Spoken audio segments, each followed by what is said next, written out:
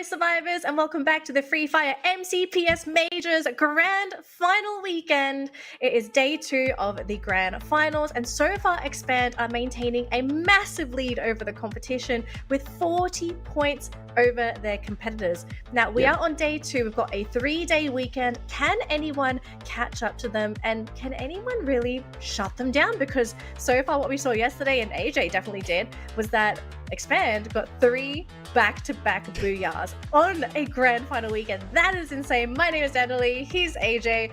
AJ, I want to hear your thoughts from yesterday's matches. I mean, it was a great way to end the first day for Expand. Absolutely. I mean, picking up 3 booyahs is not very shocking, but picking up 3 booyahs in the first day of the grand finals after picking up no booyahs whatsoever during the group stage, not really making a lot of noise during the group stage, and then setting the record, equaling, that record by just 1 point behind it, and then hitting a massive booyah once again for the 3rd game, all in one shot, back to back to back, is pretty insane from Expand.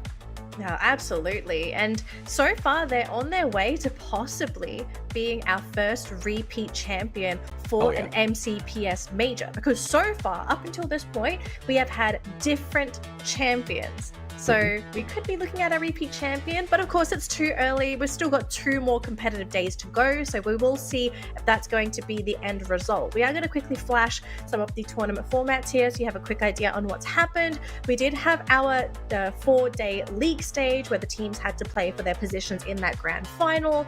We had to cut down 18 teams to 12, and here are the finalists that are playing this weekend. They did play yesterday, but as you can see, we have Farang, Illustrados, Fuegos, Expand, Axis Esports, Team Badut, Geek Fam, Visionaries, AV Radicals, Delusioned, Tactical Intex, Gorilla X, and Freedom Rumble. A lot of familiar names in the scene. Absolutely right, Danny. Now, the way they are arranged here is according to the position that they took at the very end of the group stage. Farang, of course, in that number 1 spot, followed by Illustrados. And the only thing that has remained consistent here is Illustrados being in that number 2 spot. Everybody else have been making some crazy movements up top, especially teams like Freedom Rumble, teams like Geek Fam, currently sitting in the 5th and 6th spot. Everybody's on a crazy hustle. Of course, that was day number 1. We do expect things to change though in our back-to-back grand finals day. We've got a total of 3 days to play, 2 more days to go today as well as tomorrow. All of the effort is not just for the prize pool that we see in front of us. Of course, everybody, especially the top dogs, they're all aiming for that number 1 spot because that's the only slot available at the Free Fire World Series. The one that wins the tournament gets to move on to that stage.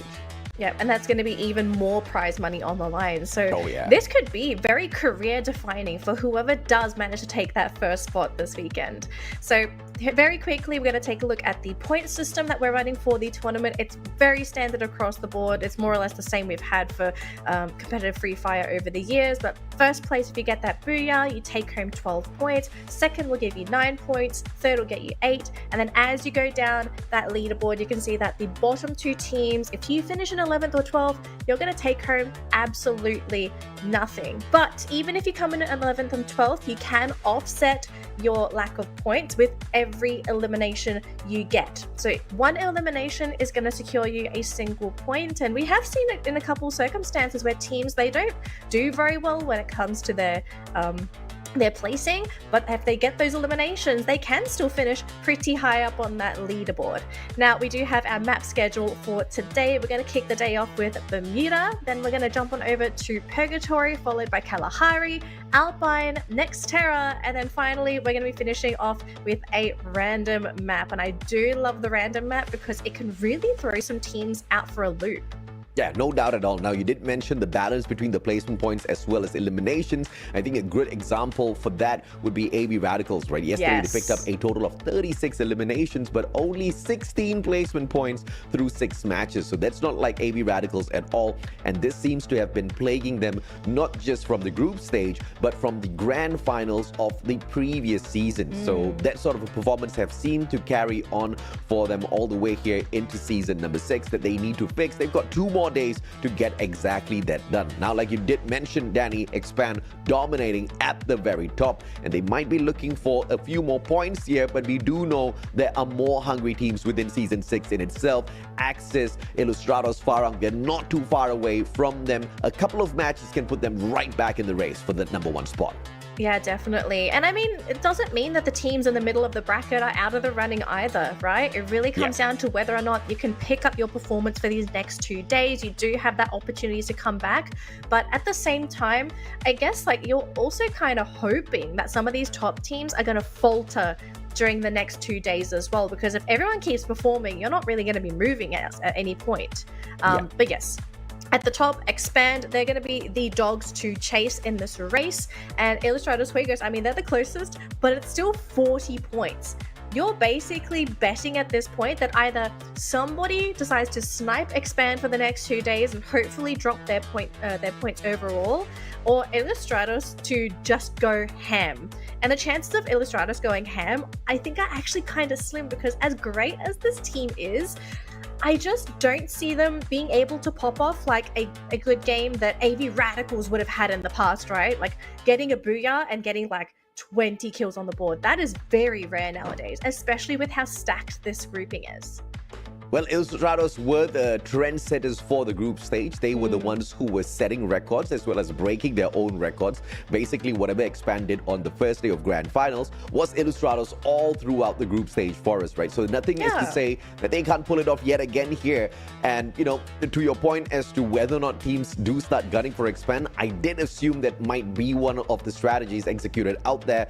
But we also have to be really realistic about it. How many times in the past has that done any good for the teams who are actually being the hunters, right? I mean, yes, they were able to slay out a couple of good teams, but overall in those rankings, the hunters that really went out for the surge of those battles were kind of fragging in the mid-tier of the overall leaderboard as well. So that hasn't really proven to be a great strategy, but, you know, we might just see someone execute it really well today. Now, we've got a list of players to watch here as well. We've got McRory with a total survival time of an hour 30 minutes out there on the battlefield, but you can see there's a good reason why 2 players on the side of Expand is here, right? After all, they did dominate on day 1. Yeah, I mean, you could say it sort of inflates their stats, but at the end of the day, right? Like they've earned the title as being one of the players, or at least the teams to watch. They have.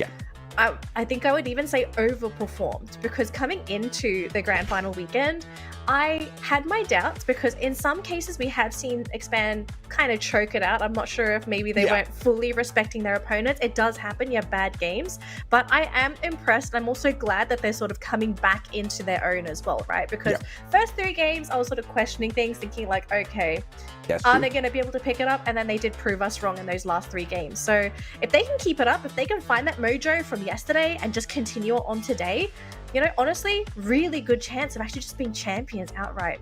Yeah, no doubt at all. Axel picking up the MVP spot for the most number of eliminations as well as assists, which is insane, right? Because the guy was doing as much damage out there that allowed the rest of his members to take up more than 20 eliminations, and he himself was dishing out quite a bit of hurt on all of his opponents to pick up all of those elimination points for the squad as well. Axel had a great day. Question is, can he keep it up today as well? If he can, dude, the heavy lifting from Crime MKS can most definitely go down. Crime was the one that had the more flair when it came to the gameplay though. Repositioning, always getting the flank onto the opponents from that left-hand side, and this guy plays it so well. A 3.5 average eliminations. He's definitely one of the headhunters on the side of Expand. Yeah, I mean, if you're one of the other teams, like, you've got to stop this man from committing so many crimes. Like, and that's kind of what's happened, right? He is just popping off so much in these games, and he's getting away with it. Teams are really struggling to punish Expand's general playstyle, because the team plays so flawlessly when it comes to executing their team play in those fights. Their positioning is great. Mechanically, they're fantastic players as well. And in a lot of cases, the only times we actually see Expand going down is when Expand make a misplay or they underestimate their opponents. And coming into the grand finals, I don't expect them to be making any of those silly little mistakes. If anything, I think they'd be really respecting everyone they're going up against. Even if it's someone that's at the bottom of the leaderboard, they'll just be like, we'll kind of just play it safe. But don't give that spot away. Not at all, right? You definitely don't want to give it away. I mean, he brings in some pretty rad active as well as passive skills as well. He's got the combination of the Alvaro, his art of demolition with the extra damage on the explosives. He brings in Beastin as his pet as well, which increases the range of all of those grenades tossed in. And Crime MKS has definitely been a super slayer on the lethals recently, right? All of his grenade tosses have been pretty much on point. And you can see the aggressiveness out of Expand from day one. 11.3 average eliminations per map. If they're picking up that booyah, that's an easy 24 points already, right? And this is even more radical. An average of 7,097 damage. Definitely the team that is putting out the most amount of hurt out there on the battlefield. I mean, AJ, their accuracy, 29% is the average. On average, I think a player generally has somewhere about 10 to 15% accuracy. So to have 25% as a team, that is scary. 1 in every 4 hits is landing. So it just goes to show how dominant Expand is coming into the grand finals. And heck, we've got this comparison, right? We've got Crime compared to McRory. And look at the difference between these two players. Like, if you want a stable player, you'd pick Crime over McRory any day. I mean, you know, one of the biggest difference I can see between Crime and McRory is the fact that McRory is a glue wall terminator, right? McRory just eliminates each and every... I'm not 100% sure if I can't hear AJ or if...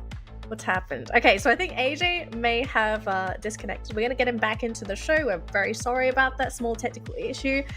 But we are getting ready to jump into our first map of the day. It is going to be Bermuda. And the big question we have for the teams coming into the first day is, does anyone have a solution for Expand? And is anyone going to be starting to bring in some new strategies? Because for some of the teams yesterday, you could definitely see that they were trying to bring out some of their own little niche strategies to play a little bit differently compared to how they usually play. Is that going to be the same case today? Or are we going to be seeing some changes? Hot drops, because we all know we're all big fans of seeing those hot drops, trying to snipe some of maybe the lower tier teams, or again, I said this earlier, maybe even sniping Expand to cut their chances, but to also boost your chances. The team that's sniping them's chances of getting that booyah. Sometimes you kind of have to take out the king if you want to get that throne. So yeah, jumping into Bermuda, really, really excited. But before that, we do have some snippets here. A quote from Blank from Ilustrados Juegos. Last time we checked, strategic retreat wasn't a winning strategy. But hey, you do you. And I think that's a really cute way of starting the day. And it is it makes sense, right? Like, if you're running away from the fight, that's you saying that you are forfeiting that fight. Sometimes it's a good idea, but in a lot of cases it kind of isn't. So the second part of the strategy is everyone should start chasing us because all of them are falling behind already. Blank, if the other team see this quote, you are putting a target on your forehead. But you know, sometimes you need that confidence, especially when you are playing in a grand final, because teams hesitate. If you are constantly thinking, double checking every move you make, someone's going to move quicker, faster, more precisely, and they're going to get you in the back of the neck with it. So it's really great to see that these teams are showing a lot of confidence in their skill, in each other as a team going into the finals. But you have to add not just that confidence, but you're also going to have to really focus on your skill. Have the teams done their homework on each other?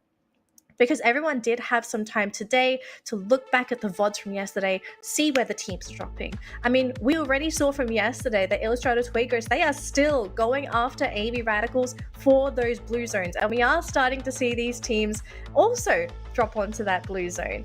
And AB Radicals, they've already started to make some changes. They're saying like, okay guys, it's too risky for us to go to the blue zone. We're going to have to try and change it up a little bit. So we're starting to see some changes already. Is that going to be the case again today? Or maybe AB Radicals are just like, hey, I'm just going to go back onto the blue zone. And if Ilustrados Juegos are there, we're going to be ready for it. Maybe they can hot drop someone else too. I mean, I think that's definitely an option for AB Radicals, considering that they are still an aggressive team. In a lot of cases, they do win a lot of those skirmishes. I think the only case where the teams where AB might falter is if they run into someone maybe like Farang or even Expand a little bit too early on. We have seen them sort of fall down in that regard. So mechanically, if they're up against someone that might be a little bit the opposite of superior, that's the word I'm looking for, the opposite of superior, then they generally do tend to do very well. So I do believe we are still waiting for the teams to get ready to jump into our first map, which again, if you've just joined the broadcast, welcome to day 2 of the MCPS Majors Grand Final weekend. Is day 2. It's a 3-day Grand Final weekend, and so far Expand is currently leading the leaderboard with over 40 points. And that is a massive lead to have this early on. So far, they are in the running to potentially be our champions for this season, but they do have to prove whether or not they can do that. And I do believe we're almost ready to go. We're going to be showing our predictions for today, and both AJ and I have actually gone for Axis Esports. I want to hear AJ's thought process for this, but my thought process for the talent prediction today is that I think the curse for this season is going to continue. I don't believe we are going to get a repeat champion, and I don't know. I just have this gut feeling that Axis are extremely hungry, especially with how they performed coming into the grand final weekend. I do believe it was week 4 of the league stage. The team showed a lot of hunger, a lot of they looked very well practiced, and so to me they look like they're actually ready to be a potential champion themselves, and they're in a really good spot on the leaderboard as well. So they are, I believe, in 3rd place over Farang. They are under Ilustrados Juegos, so they're very close. They're also 40 points behind Expand, but the question is, can they actually catch up to Expand after today? That is something I am very excited to see. And ladies and gentlemen, we're so sorry for the delay, but here is our first map of the day. We're going to be jumping into Bermuda for our first game for day number 2 of the grand final. And look, is it going to be another day for Expand? Because we have seen them dominate 3 back-to-back booyahs yesterday, and it was for the last 3 games. That's a lot of momentum to work with. We're going to have to see if that's still going to be the case for this team going into our first game. And we are going to start seeing some of these teams drop very early. We do have the blue zone on a bullseye for today, so the teams are going to have to spend quite a lot of time flying over there. We haven't seen Ilustrados or AV Radicals drop, and looking at the flight pattern, that since AV hasn't dropped yet, it looks like they're actually going to forfeit that blue zone to Ilustrados Juegos. So already we are starting to see some adaptations from these teams. They don't want to be fighting up against each other, but look who is. It's Expand, and it looks like they've actually run into ITX. And so far, the Axels just firing off a couple of pot shots. So far, they haven't really clipped anybody, but Too Fast did get nicked, I believe. So he is a little bit injured. They don't quite have any healing, but no one's in a good position to get any shots off. So we could be in for a little bit of a stalemate, but positioning-wise, ITX actually have the center of the blue zone, and actually Zipnu is going to leave the team. It looks like they're just going to forfeit this. Sorry, this is ITX. Right, so just switching over to ITX over here, as the teams are just going to be starting their looting game. So yeah, we're not really seeing any hyper aggression. It was mainly just this minor engagement, and actually Farang are going to be in a position to get first blood. Jembal actually taking some pot shots here, and it's AV Radicals. This is quite surprising. We haven't seen AV Radicals be this aggressive in quite a while, and so far for them to do this damage to Jembal, it is massive. But hang on a minute, we do have somebody trying to go on for that zipline, and Feist is not in a good spot. AV Radicals are going to go right after him, and welcome back, AJ. We are in game number 1, and we've already got our first eliminations. I'm so sorry, Danny. It's okay, a bad timing to leave you high and dry. And I missed the first team getting eliminated. I mean, you know, there was a little rat out there. It bit a power cable, and my whole freaking internet went down to the dumps. It's fine. Thankfully, we got it reconnected. AV Radicals just keeping an eye on everyone out there. Hopefully, they find the rat that bit my cables as well. Yes, definitely. Maybe adopt a cat and they can help you find that rat. Oh my goodness. Or maybe the dogs, but I'm not sure if the dogs would appreciate that, would they? I don't know. I mean, you know, one rat did die around my place recently, and Zeus saw the rat, and he was so worried. He was asking me to revive the rat for him, and I was like, Daddy can't perform miracles. No. But let's take a look at no. this. Axel, yesterday, 23 eliminations. That guy was on fire. But tell me, has Expand met anyone thus far, Danny? No. So we haven't really seen too much aggression. We did see a little bit of a... We had two teams sort of locking eyes, but not really in a position to actually do anything. So, yeah, not too much happening. I was expecting a lot more aggression, actually, AJ, especially considering that it's day 2. It's not day 1 where teams are getting the grand final jitters. They should be comfortable at this point. But yeah, it seems like everyone's just playing super safe today. And it looks like Illustrados are aiming for that blue circle once again this time. Towards bullseye. AV actually gave that away. So it seems like they're sick of Illustrados just constantly hot dropping them, no doubt. Which I think is a good adaptation. I think that had to happen. If you can't guarantee to win against the hot droppers, you have to forfeit that spot at some point. Great glue wall pulled up by Ritus just so that he doesn't get taken down. It managed to tag up a player from the side of Gorilla X, but no knocks just yet. Dynamo did manage to recover after God Freezer opened fire as well with his M82B. 2 players from the side of AB Radicals peeling away ever so slowly, hoping to get a flank from the left-hand side onto Gorilla X. But it is going to be dependent on if or not they do have the weaponry to engage from that far distance. Dynamo as well as Ramiel, they circle around and they should be carrying those snipers on them. So this could go the way of AB Radicals, but it seems like they're just not in the mood to engage just yet.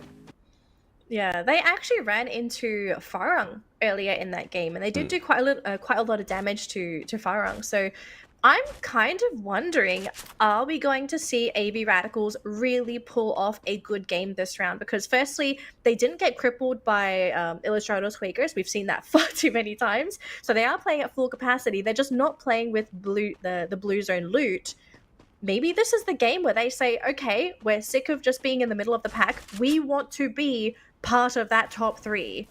And Illustrados taking on Expand straight up at the very start. Trogon in hand. Brent 2 takes at 180. Grenade meets Axel as well. The guy goes down. Eklock trying to peel away. It's a 1v2. Eklock M82B. Wrong gun for the wrong battle. And Crime does punish. Cobra finds Eklock. But Crime MKS down on the ground. Cobra, one more shot. Puts Brent 2 down on the ground as well. And Illustrados, this has to be a 1v2 now against Expand. Oh gosh, can they get it though? It's to be massive. But Illustrados, they're out of the running. That is massive because this is the second place team and they've just been eliminated by the first place team on that leaderboard. Oh my goodness. I think the team's going to be in panic mode now. Illustrados Fuegos just met their match a little bit too early in the lobby. Of course, they are going to get punished. Expand working off of the adrenaline built up from yesterday. Back to back to back booyah. Can they make it 4 in a row though? Oh, you know, at this rate, with how they're playing, very much possible. And it looks like Farang are actually going to be coming back for some revenge against AV Radicals. And so far, AV, they are stuck within this building. They are split. They're not even together. So this could be a really awkward fight. But it is a 2v2 though. Jambal, Mac 10 in hand. So close quarters combat. He is going to be able to rage on. But Ramiel, M1014 in hand. It's going to be the shotgun on play, but he doesn't get the shot. Alif takes Ritus down. AV Radicals, 2 players lost already. But Jambal's not slowing the pace down at all. He's going for the chase. Taramo, a sliver of health left. One more shot needed to connect. But the guy does manage to get away. Oh, and it looks like they do know that there's 1 player left. Oh, this is massive. They managed to get another player on AV Radicals. So who's the last player remaining? It's actually Tarnamo. So thankfully for AV, they are not out of the game. But, and here's the big but, even if they get the revives off, they are going to basically have to play. They have to reset. They're going to have no weapons. They're going to have no loot. And, you know, without any of those resources this late into the game, you know, it might be problematic, and especially with Axis running right into Tarnamo. Oh no. Are they going to be like 2 ships in the night? Well, let's see. I think they might know. Oh, it's here to get the revives. Yep. But they're naked, they're naked, AJ. They're naked. 2 purchases, Tarnamo, rich enough to buy back 2 players. But Axis Esports spots him out for sure. They want to pull this flank and guarantee this elimination. Tarnamo does have the Trogon in hand. The best he can do is find a knock, but can he pull away 1 life, pick up 1 point before he does get taken out of the equation? And Axis Esports seems like they do not want to go out there for the hunt. So safe plays coming through for Axis as they aim for the booyah a little bit later on. Gen X down on the ground. A good cluster response here. Geek Fam's not going to find the slay just yet. Toby with the shots from down below. Visionaries are in a tad bit of trouble. Not a tad bit of trouble. There's a lot of trouble. We're already starting to see players getting knocked down. Gen X is all alone up in the top of that building. And look at this Geek Fam. They are just going to storm that compound. And what can Visionaries really do at this point? They are at a numbers disadvantage. We've got Eagle actually jumping out the window. But is that actually going to be enough to save the team? I don't think so, AJ. This might just be the end for Visionaries for round number 1. Absolutely. Cobra finding a player from the side of Tactical Intex as well. There should be a all-out gunfight there as Visionaries bite the dust. Geek Fam making quick work of them, picking up a total of 4 elimination points. Up at Pochinok, this circle is going to leave them high and dry. They need to start moving. It's not going to hurt all that too much, but getting caught and being gate kept by a couple of teams might just put Geek Fam in a lot of trouble. At the moment, in the 6th spot overall, they need to hustle a bit. Yeah, so here we go. I was wondering what's the top-down view so far for the team, and it looks like at this point we are looking at a more eastern circle in the center of the map, and Farang are in a really good spot to essentially just gatekeep the center. Although they are not alone, they do have some neighbors, but when it comes to the teams coming into the circle, I'm expecting that northwestern corner to be extremely busy, especially when ITX is considering to finally come into that circle, right? You have GRX guarding the north section. You've got Tanamo all alone at Riverside right now. Expand is slowly shifting to the western side. It's very crowded, and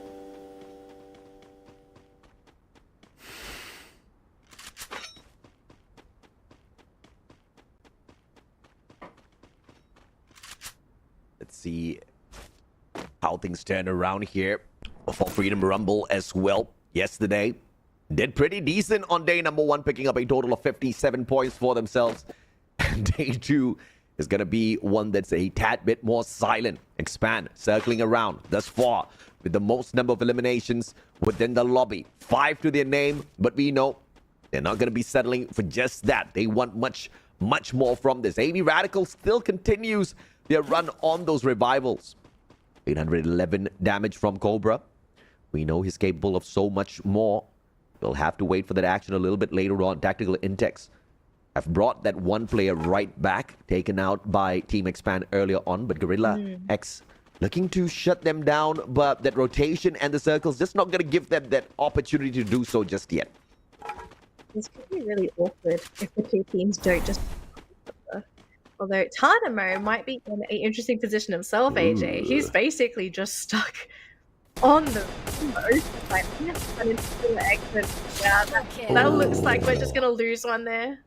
Ramiel out of the picture for the team. AV Radicals essentially stuck with 2 solo players, right? Tanamo is cut off by Gorilla X, and Return, he's all alone on the eastern side. He's got no support if Tanamo goes down.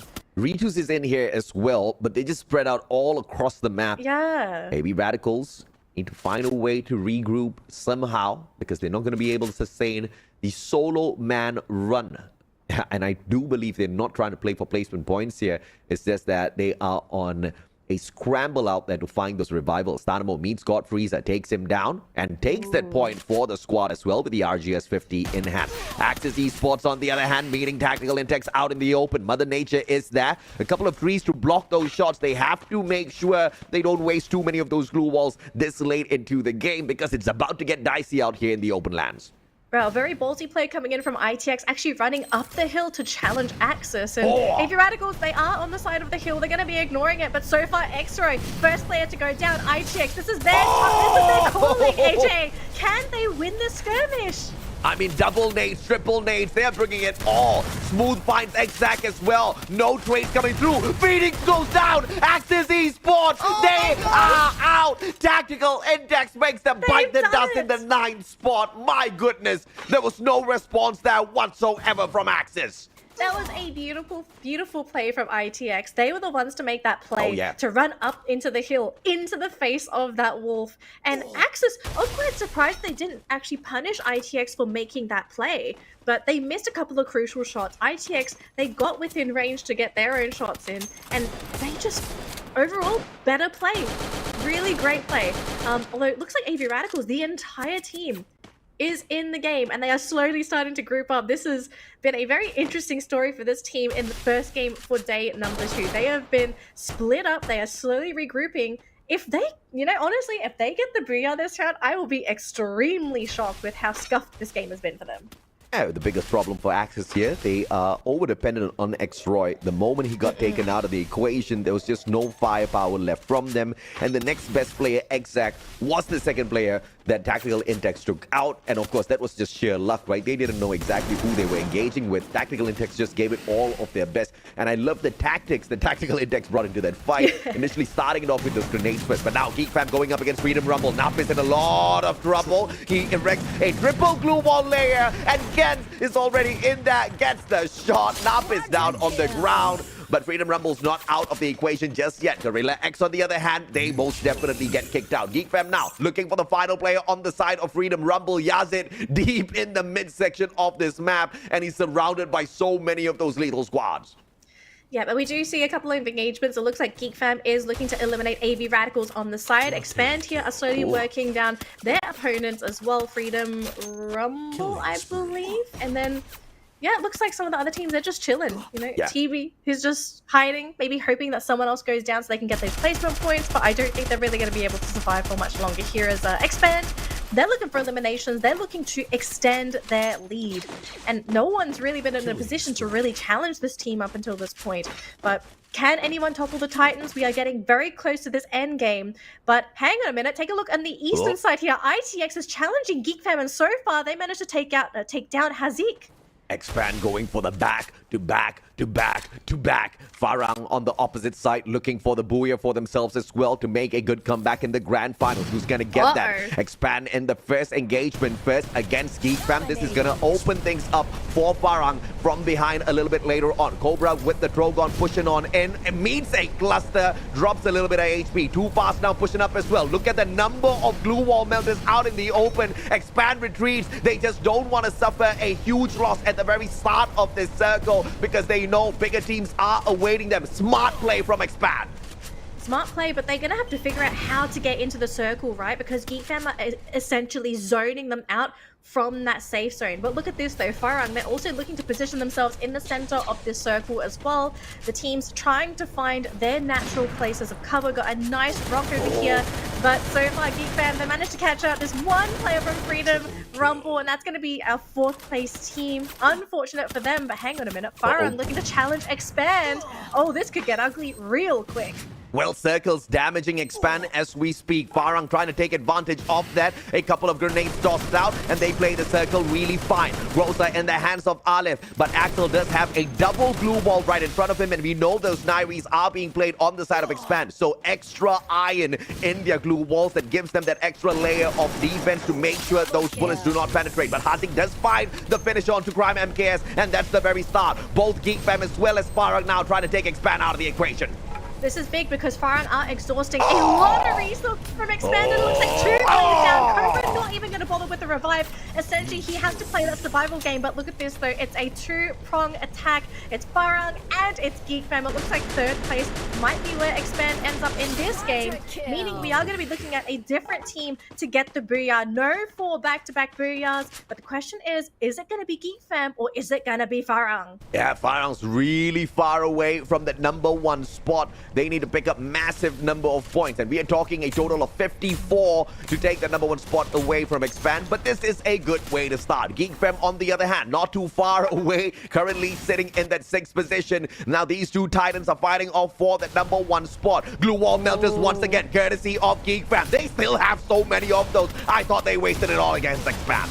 I think Farang actually wasted all of theirs on Expand. Geek Fam have been just very slow, very patient. Looks like Spade actually goes down, and they're storming this battlefield, AJ. Oh yeah, absolutely. Tense now circling around. Fire's really low on that HP. He goes down as well. Geek Fam secures Booyah #1. Oh my goodness, what a way to start the day here for Geek Fam. This is not a team that is currently sitting on the top of the leaderboard, but they are looking to get that momentum and make that climb, right? Because even though maybe 1st place might be out of the picture for this team, they can still earn that prize money.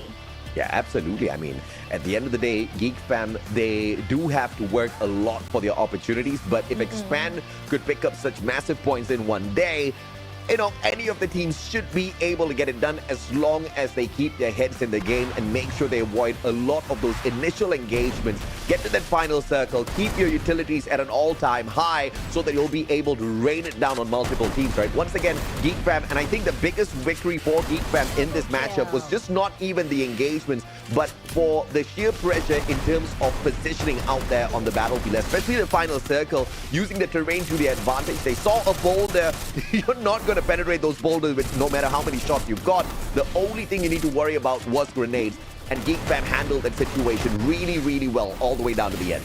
Yeah, I think macro-wise, when it comes to resources as well, Geek Fam, they had a massive advantage in that department, right? Because we saw a lot being thrown at Expand. And I really don't think they had a lot left in the tank, especially going into that late game. So for Farah, I can understand the commitment because you are getting rid of a team, guaranteeing yourself at least that second place. But sometimes you also have to think about, do you have enough to go for that 4v4 situation against the last team? Unfortunately, a lot of these teams have managed to bring in a solid build to counter the glue wall melters. But what they have not done in the recent times is counter those grenades that have been being tossed in time after time. It's just a instant finisher for teams who do have that higher ground advantage, right? We've seen that happen to teams multiple times now. Expand just had to be the unfortunate ones to face off against a play like that. And this was that exact play. Spade with the initial cluster grenade, gets a double knock, gets the finisher with the follow-up as well. Too fast already on the ground. Cobra nowhere close to him to find it secure. And with Geek Fam and Farang focusing on them, Expand literally had no chance, even though they had some good gunfights on them. Yeah, but I think Expand, they're not going to be too fussed about this round as well, right? Because a lot of their competitors were either eliminated much earlier on, or they just didn't get enough points to really close that gap. If anything, it may have equalized, or, the gap may have just widened further. So I am curious to see what the leaderboard's going to look like after this round, because we know for Geek Fam, this is going to be a massive bonus of points for this team, because they're currently the middle of the pack, not a team that we're really looking out for at this point. But who knows, maybe at the end of the day, Geek Fam are gonna show their true colors and say, okay, we might have played like rubbish during day number one, but we're starting to understand the teams and how they're approaching that grand final, and they're figuring things out and actually finding success, just like Expanded during day number one, right? The team was sort of average for the first 3 days, for the first 3 games, and then they just skyrocketed. I expect someone else to be able to do that too. It wasn't an easy victory for Geek Fam. It wasn't a lucky victory as well. It was not just a game of survival. They ended up that matchup at about 15 eliminations. So guaranteed 27 points for them. Could be 28 or 29 if I saw the numbers a tad bit wrong there, but it should be within that area. So if they were in the 6th spot with 27 massive points on their side, they should be in the top 3 now, which is insane for Geek Fam. They had barely showed up for the group stages, and we were expecting a lot more from them, but 6th place was all they could give us with a total of 3 booyahs. So there were some moments of noise from Geek Fam, but nothing for us to really wow about, right? Because Farang was the most dominant ones at the group stage. So Geek Fam making good work here to climb up the leaderboard, but they're still quite a bit away from Expand. Not too far away from Farang though. So fighting for that number 2 spot now is Geek Fam, which is pretty crazy to think about. Ooh, that is pretty interesting. But MVP for the round, it's going to be Ken's on the side of Geek Fam, who managed to pick up his 6 eliminations and actually dish out 3,000 damage. So it just goes to show for Geek Fam this round, like you said, right? It wasn't a fluke. This was a really hard-earned win, and I'm really keen to see if Geek Fam is going to be able to carry that momentum, right? Because we have seen a trend for a lot of these teams that start to do well, and a lot of it comes off of whether or not they have a good game and they can keep that mentality as they continue the rest of the day. Because we've seen some teams just mentally implode after having one bad round, and things just go downhill from there. But if the opposite can happen, you can actually expect a lot of good things from that team. And look at this, 27 points. 27 points. Can I say that again? 27 points for Geek Fam. Geek Fam. This isn't Farang. This isn't Expand. This is not Ilustrados Juegos. Geek fam. I hope there are some fams in the chat right now because you're going to start cheering harder for this team. I think this might be their comeback era. We'll see. We'll see. If or not, it is their comeback era. There hasn't been a massive amount of consistency out of Team Geek Fam as of now, but this is a fantastic start, right? I mean, you start off day 2 of the grand finals for an overall 3 days with 27 points in game number 1 in itself. It makes us a tad bit excited. Farang picking up a total of 22, expand with the 15, which means they still keep quite a bit of gap. They still maintain the distance between themselves as well as teams like Farang with a minimum of 40 points guaranteed. So they're not going to be breaking a sweat like you mentioned, Danny, but game number 2 is where we will have to see Expand hustle once again for that booyah. But because of the massive lead that they took yesterday, as long as they can guarantee slightly better than average rounds, you're going to see them ending up day 2 in the number 1 spot as well. Yeah, although I do want to direct some of our attention. We've got some good news just then. Axis and Illustrados, right? These two teams, I think they've got to be pretty disappointed about that first round. Yeah. We did have some pretty interesting circumstances that resulted in their eliminations as well. But I'm kind of wondering what's going to be their approach going into game 2 onwards, because Illustrados, I think they kind of got unlucky too, right? They ran into Expand. That's one of the last teams you want to engage before you go into one of those late, when you enter into the late game, right? Whereas Axis, I kind of feel like theirs was in some cases a little bit of poor play, because I was expecting a lot more for Axis, especially in the way that they got eliminated. I think Axis is Axis's biggest enemy. I think confidence is key here. They started off the group stage and they were explosive. Xroy was, living off of the high of leaving Expand, getting a brand new team for himself. The guy thought that, this is a better rhythm in terms of his own gameplay, because we all know Xroy has just been a little off sync with the rest of the Expand players, always rushing up a little bit too far away from them.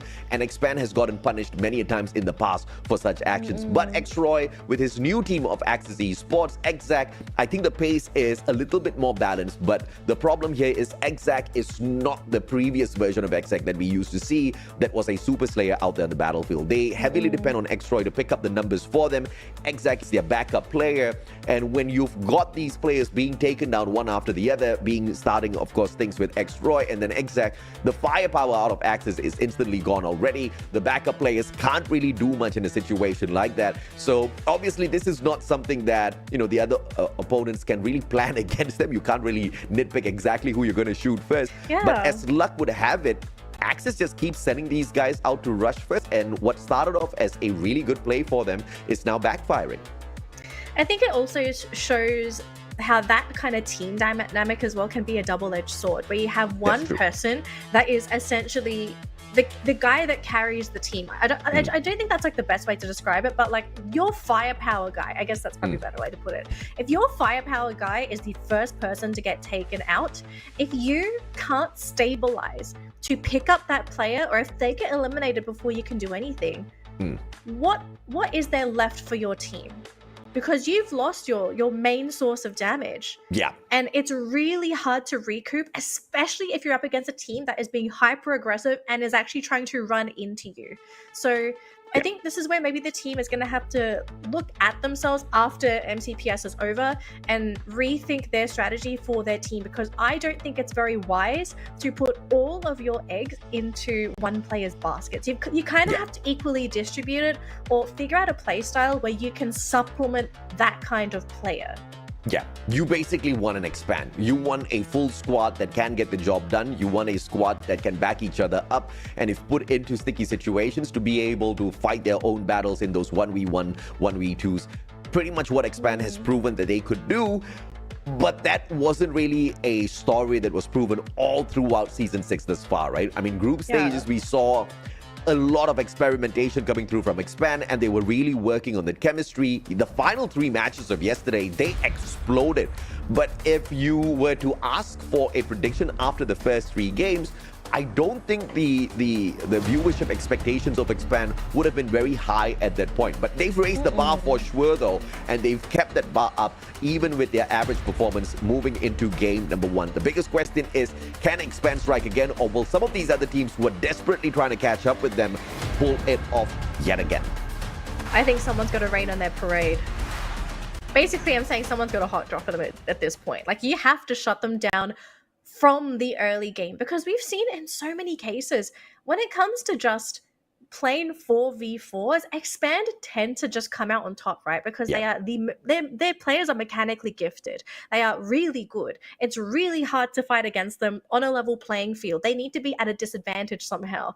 And I know some people might disagree, but I kind of feel like hot drops might be one of those things that you kind of have to risk at some point to say that, okay, we could be at a gear advantage. And speaking of this is a big oopsie. No, this is the wrong Tactical Intex taken on Expand at Brasilia. This is Tactical Intex taking that hot drop against Expand, just like what you mentioned, Danny. Now we are going to be catching up with that action in a little bit. In the meantime, Freedom Rumble catching out AB Radical. Ritus down on the ground. Ramiel trades out Asta as well. It's a 1-for-1 trade thus far. Ritus does get saved. Great blue wall from return. Ritus back up on his feet. Asta gets sprayed down onto the ground. Ramiel finds the finisher from up top.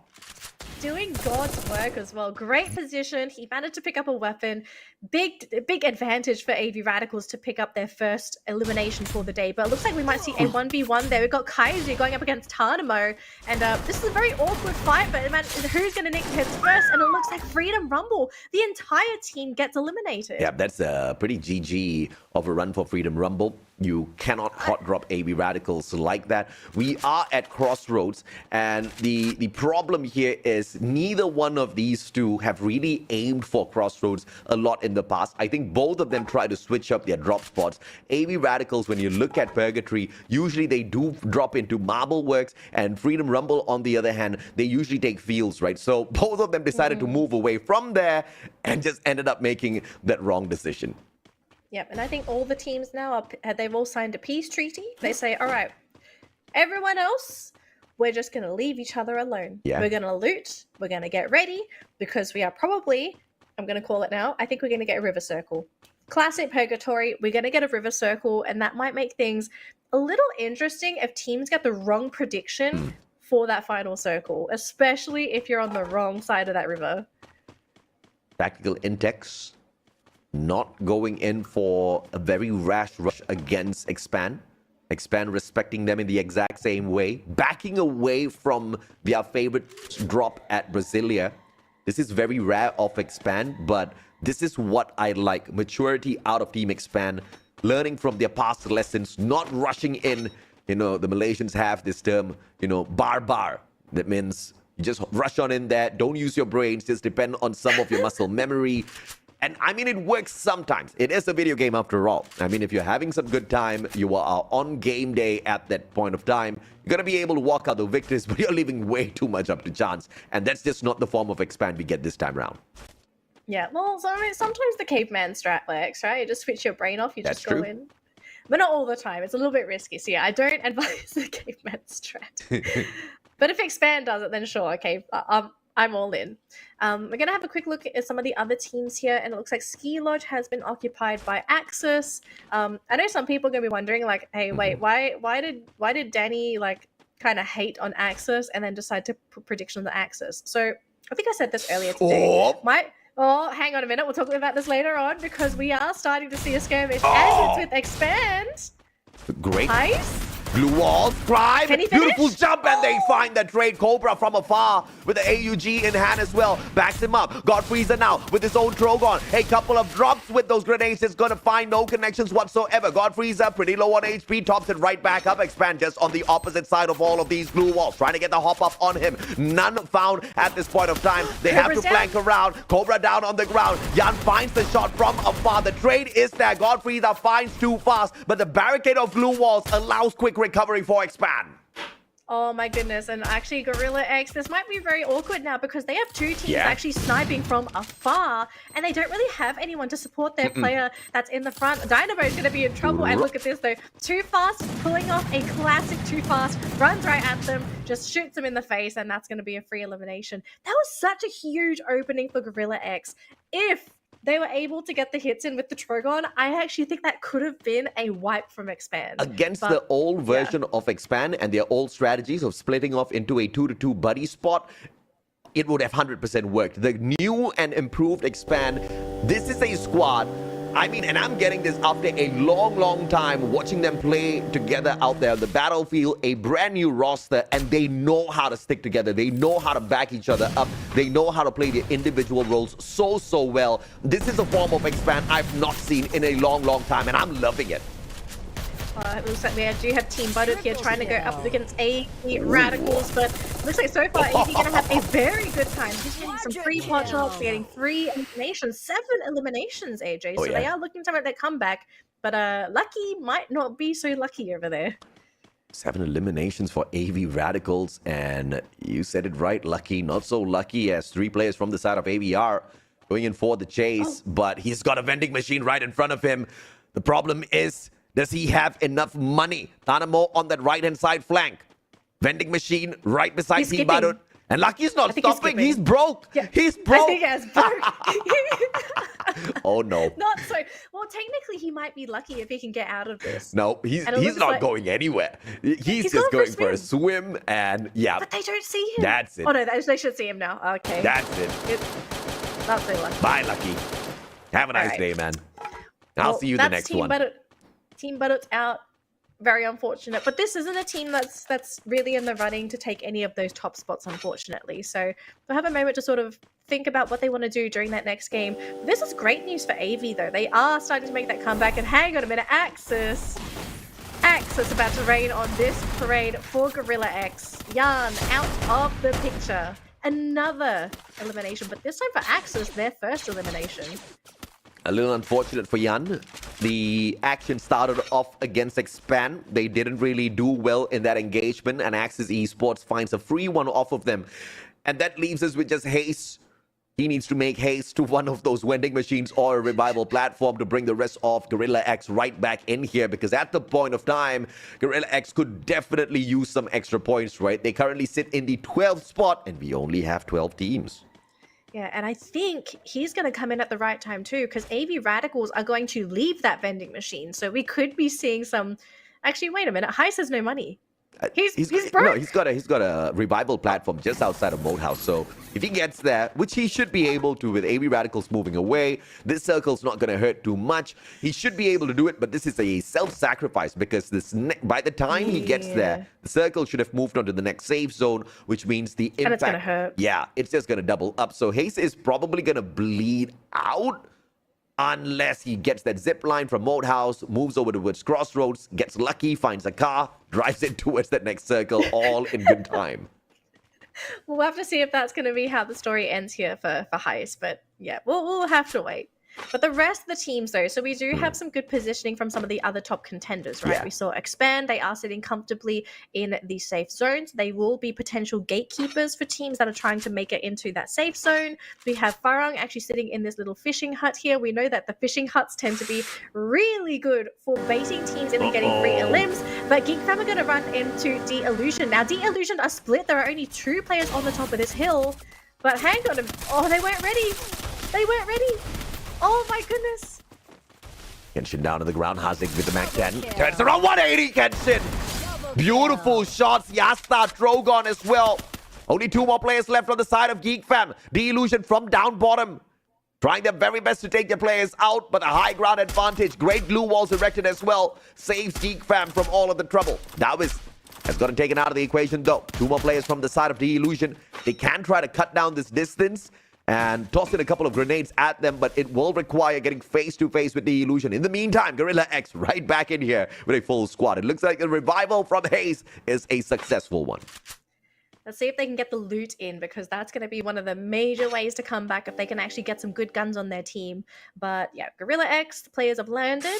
Axis flying right past them, but Axis may potentially run right into AV Radicals, and that could potentially be a very ugly fight for those 2 teams.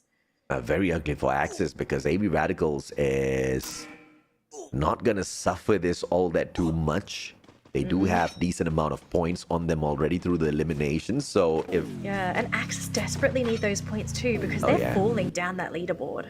And AV Radicals, being the #1 team right now with the 8 elimination points, might not want to waste that on their side as well. It's not like they can't afford rough fights, currently in the 8th spot overall out of 12 teams. They definitely need to climb up. Godfrey's gets caught out. Ramiel's going to claim that point, and that's the 9th elimination for AVR.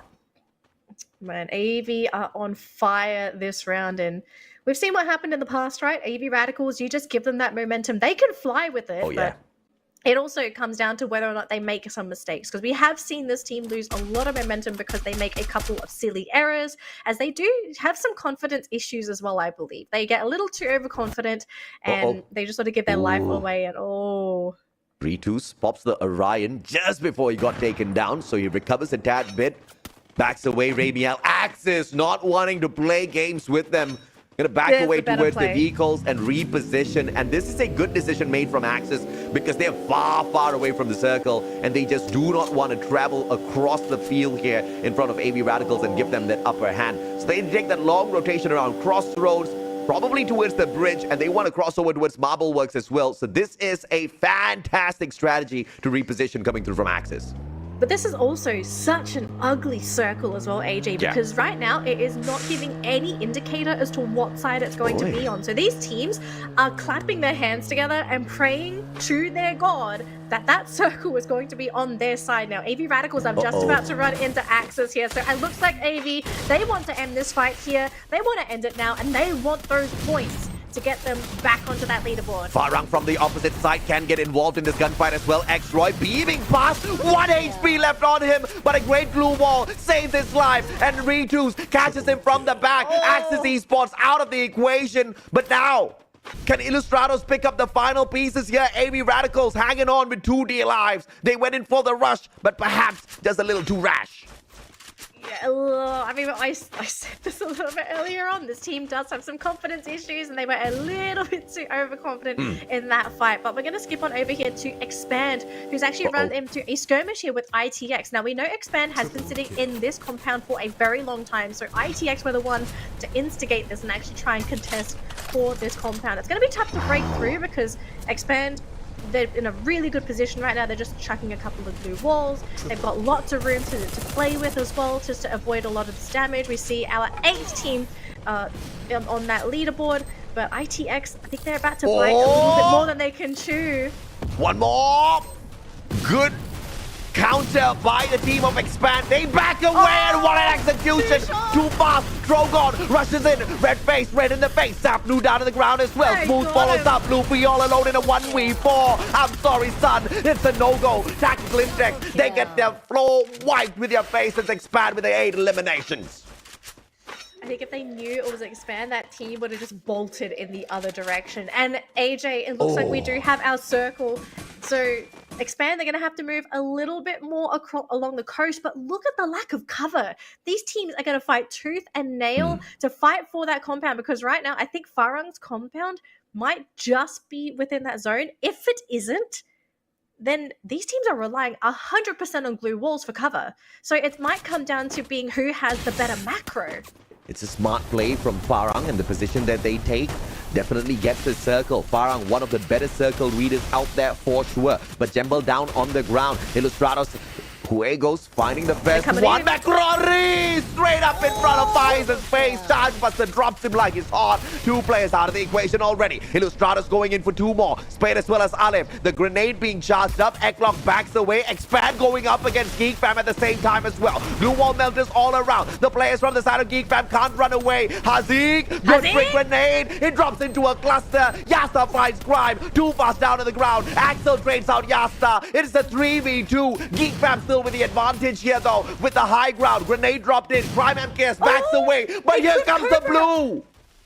Oh my goodness, Expand, they are struggling to get into that circle, and they do lose their 3rd player, which means this is going to be it. Too Fast is the last player alive. If he can somehow 1v3, he might bring this game back, and looks like Darwin is actually going to get knocked down. It's going to end up being a 2v1 unless they can pick him up. This is a very tense moment, and teams from the other side of the river, they're actually contributing to the fight as well. But Expand, they are out, but look at how injured Geek Fam are, and this is such an awkward spot because they have to commit so many glue walls to stay safe. Hey, Illustrados Fuegos now aiming for the booyah for themselves.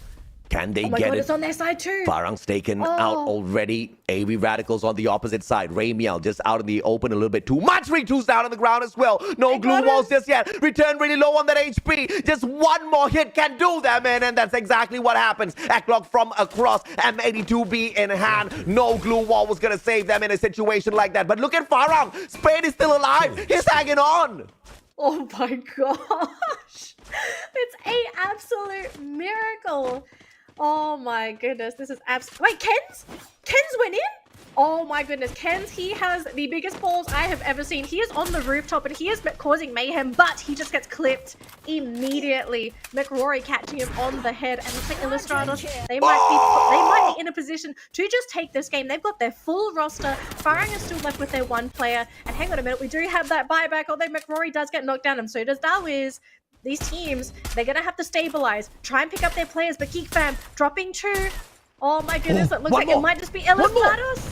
Oh my goodness, that M82B just not finding the spot, but Spade's still alive and kicking right behind them. The circle's gonna start moving in. Yeah. Geek Fam has got one more player. Farang still alive. Farang looking for the number 2 spot. They can't take down Illustrados in a 1v4. Geek Fam, Ken running away for his dear life, but it's a matter of time. Spade finally alive and kicking steps on out of his defense, but it's all over. Farang picks up 9 points just by surviving. Crazy stuff, but Illustrados, they pick up the booyah. Sometimes you just have to play the quiet game, and the fact that Spade just basically hid under the compound, did he? Oh, yes, he did. Was he under, or he was... Yes, he played the sneakiest game I've ever seen, and that has to be one of the most frustrating moments, especially for a team that's trying to aim for second place. To think that, wait a minute, there's a third team here, but who's left? Where are they? This is a back-to-back booyah for Illustrados, who goes on purgatory. Yesterday, they scored one here, 12 on the placement points, thanks to the booyah. 8 on the eliminations, gave them a total of 20. But I'm pretty sure they picked up more than that in this matchup. And Illustrados, they were looking for the number 2 spot right back to make the Philippines proud. And this is that exact match that will be able to give them that. But of course, they are hunting down Farang for that number 2 spot. They are currently holding on to that. Let's see if or not the effort from Spade, just the game of survival, if that was enough of points to keep them in a powerful position in the overall leaderboard. Yeah, I don't think Farang was very active in this game, or I don't recall anyway, so I'm not 100% sure how many points they actually got from eliminations, but placement-wise, we know they're definitely going to be safe in that regard. Yeah. But yeah, I don't think it's really going to do much in terms of that leaderboard, to be honest. But I am keen to see where AV Radicals stand, especially considering that, yes, they got, was it 4th? Yeah, I think it was 4th, because they were eliminated on the other side of the river. So they got 4th, but they entered the round with so many eliminations. So that's going to push them up onto that leaderboard as well. I'm just curious to see exactly how much did Illustrados end that matchup with. Expand, on the other hand, great start, great run in here. It's just that the position that they were holding on to, a couple of grenades, too many to deal with, that brought that final end to them. Alright, so we are just starting to see the final skirmishes here. This is where we saw the end for Expand. Yeah. And this was actually pretty big. I have to say props to Geek Fam, because this was not an easy fight at all. Yeah. In a lot of cases, Expand just win engagements outright, but I think Geek Fam, they just approached this so well. They had players right in Expand's face. They had grenades coming in from the high ground as well, meaning that glue walls were not keeping Expand 100% safe, and the fact that some of them did connect on key players, that was huge. And to add to that pressure, playing with the circle, I think is so smart, because you're pressuring players to just constantly switch their attention between their opponents and staying inside that circle. Oh yeah. Illustrados, 14 eliminations with 2 more players, which means they picked up a total of 16 eliminations. Wow. For a total of 28 points. 28 points minus the 10 picked up by Farang gives us 18 points. Yeah, they got the number 2 spot.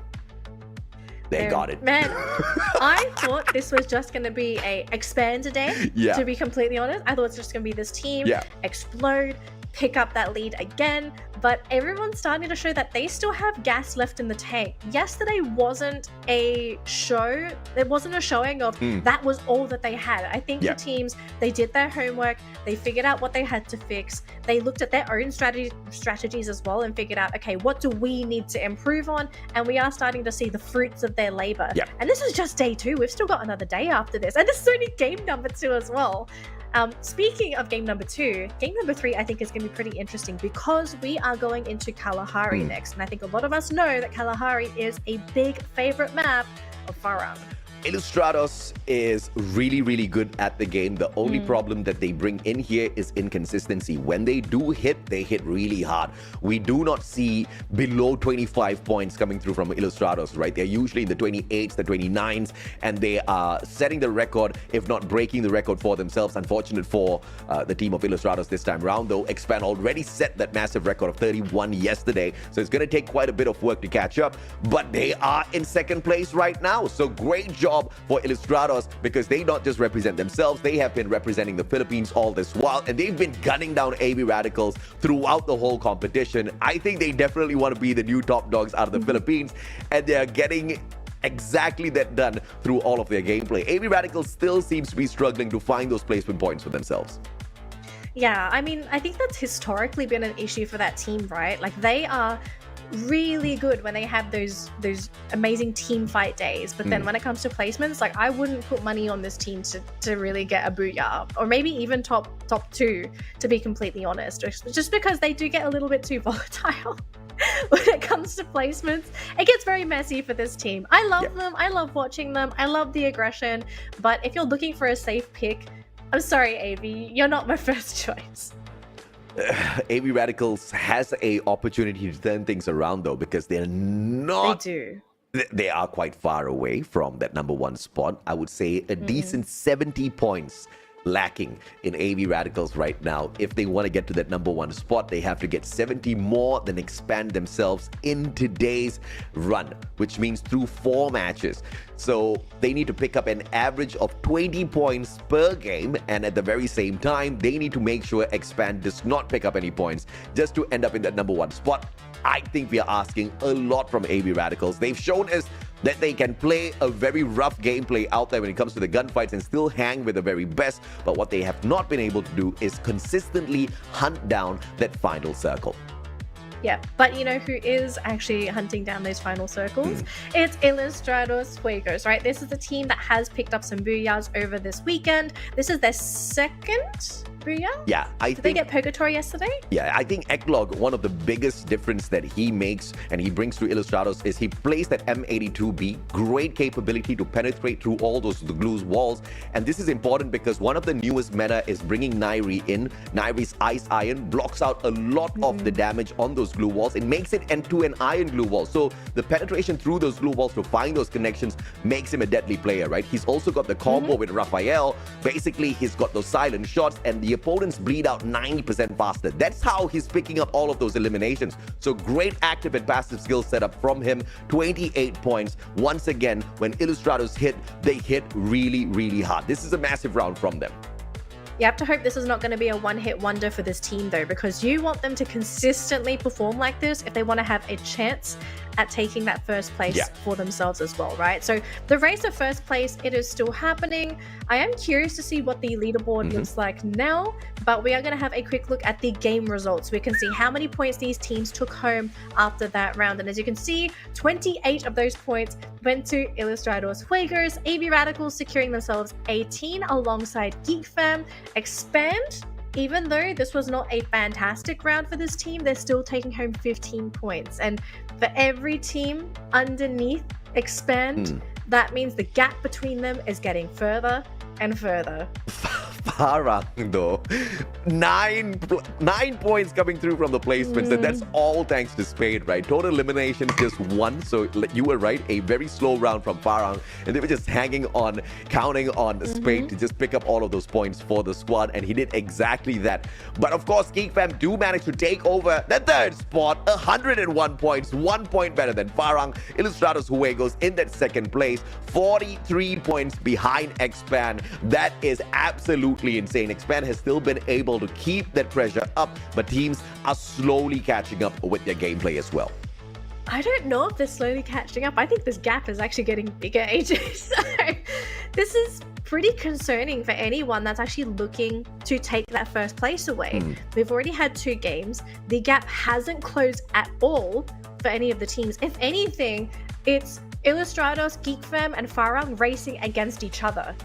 Unless someone's able to break away from this pack, I just don't see anyone having a chance of actually denying or even catching Expand. If Illustrados didn't pick up just 1 point in Bermuda, the story could be so much different, right? We could see them, just picking up an average 15, maybe even 20 points off of Bermuda and just being so much more closer to Expand. Obviously, spilt milk, can't do much about it, but we move on into Kalahari, where Illustrados have managed to bring out a pretty decent run yesterday. This is where Axis picked up their first booyah, their only booyah, I have to say, from the grand finals. So this is definitely going to be a hot lobby for Illustrados. There's a huge potential here that they do catch up with Expand. Yesterday, when we were trying to check out, how good is Expand going to be on this map, we found out that they pulled an Illustrados at Bermuda Honors. They only picked up a total of 2 points, nothing much from that. Obviously, we played Kalahari only once yesterday, so they didn't get a second shot at that.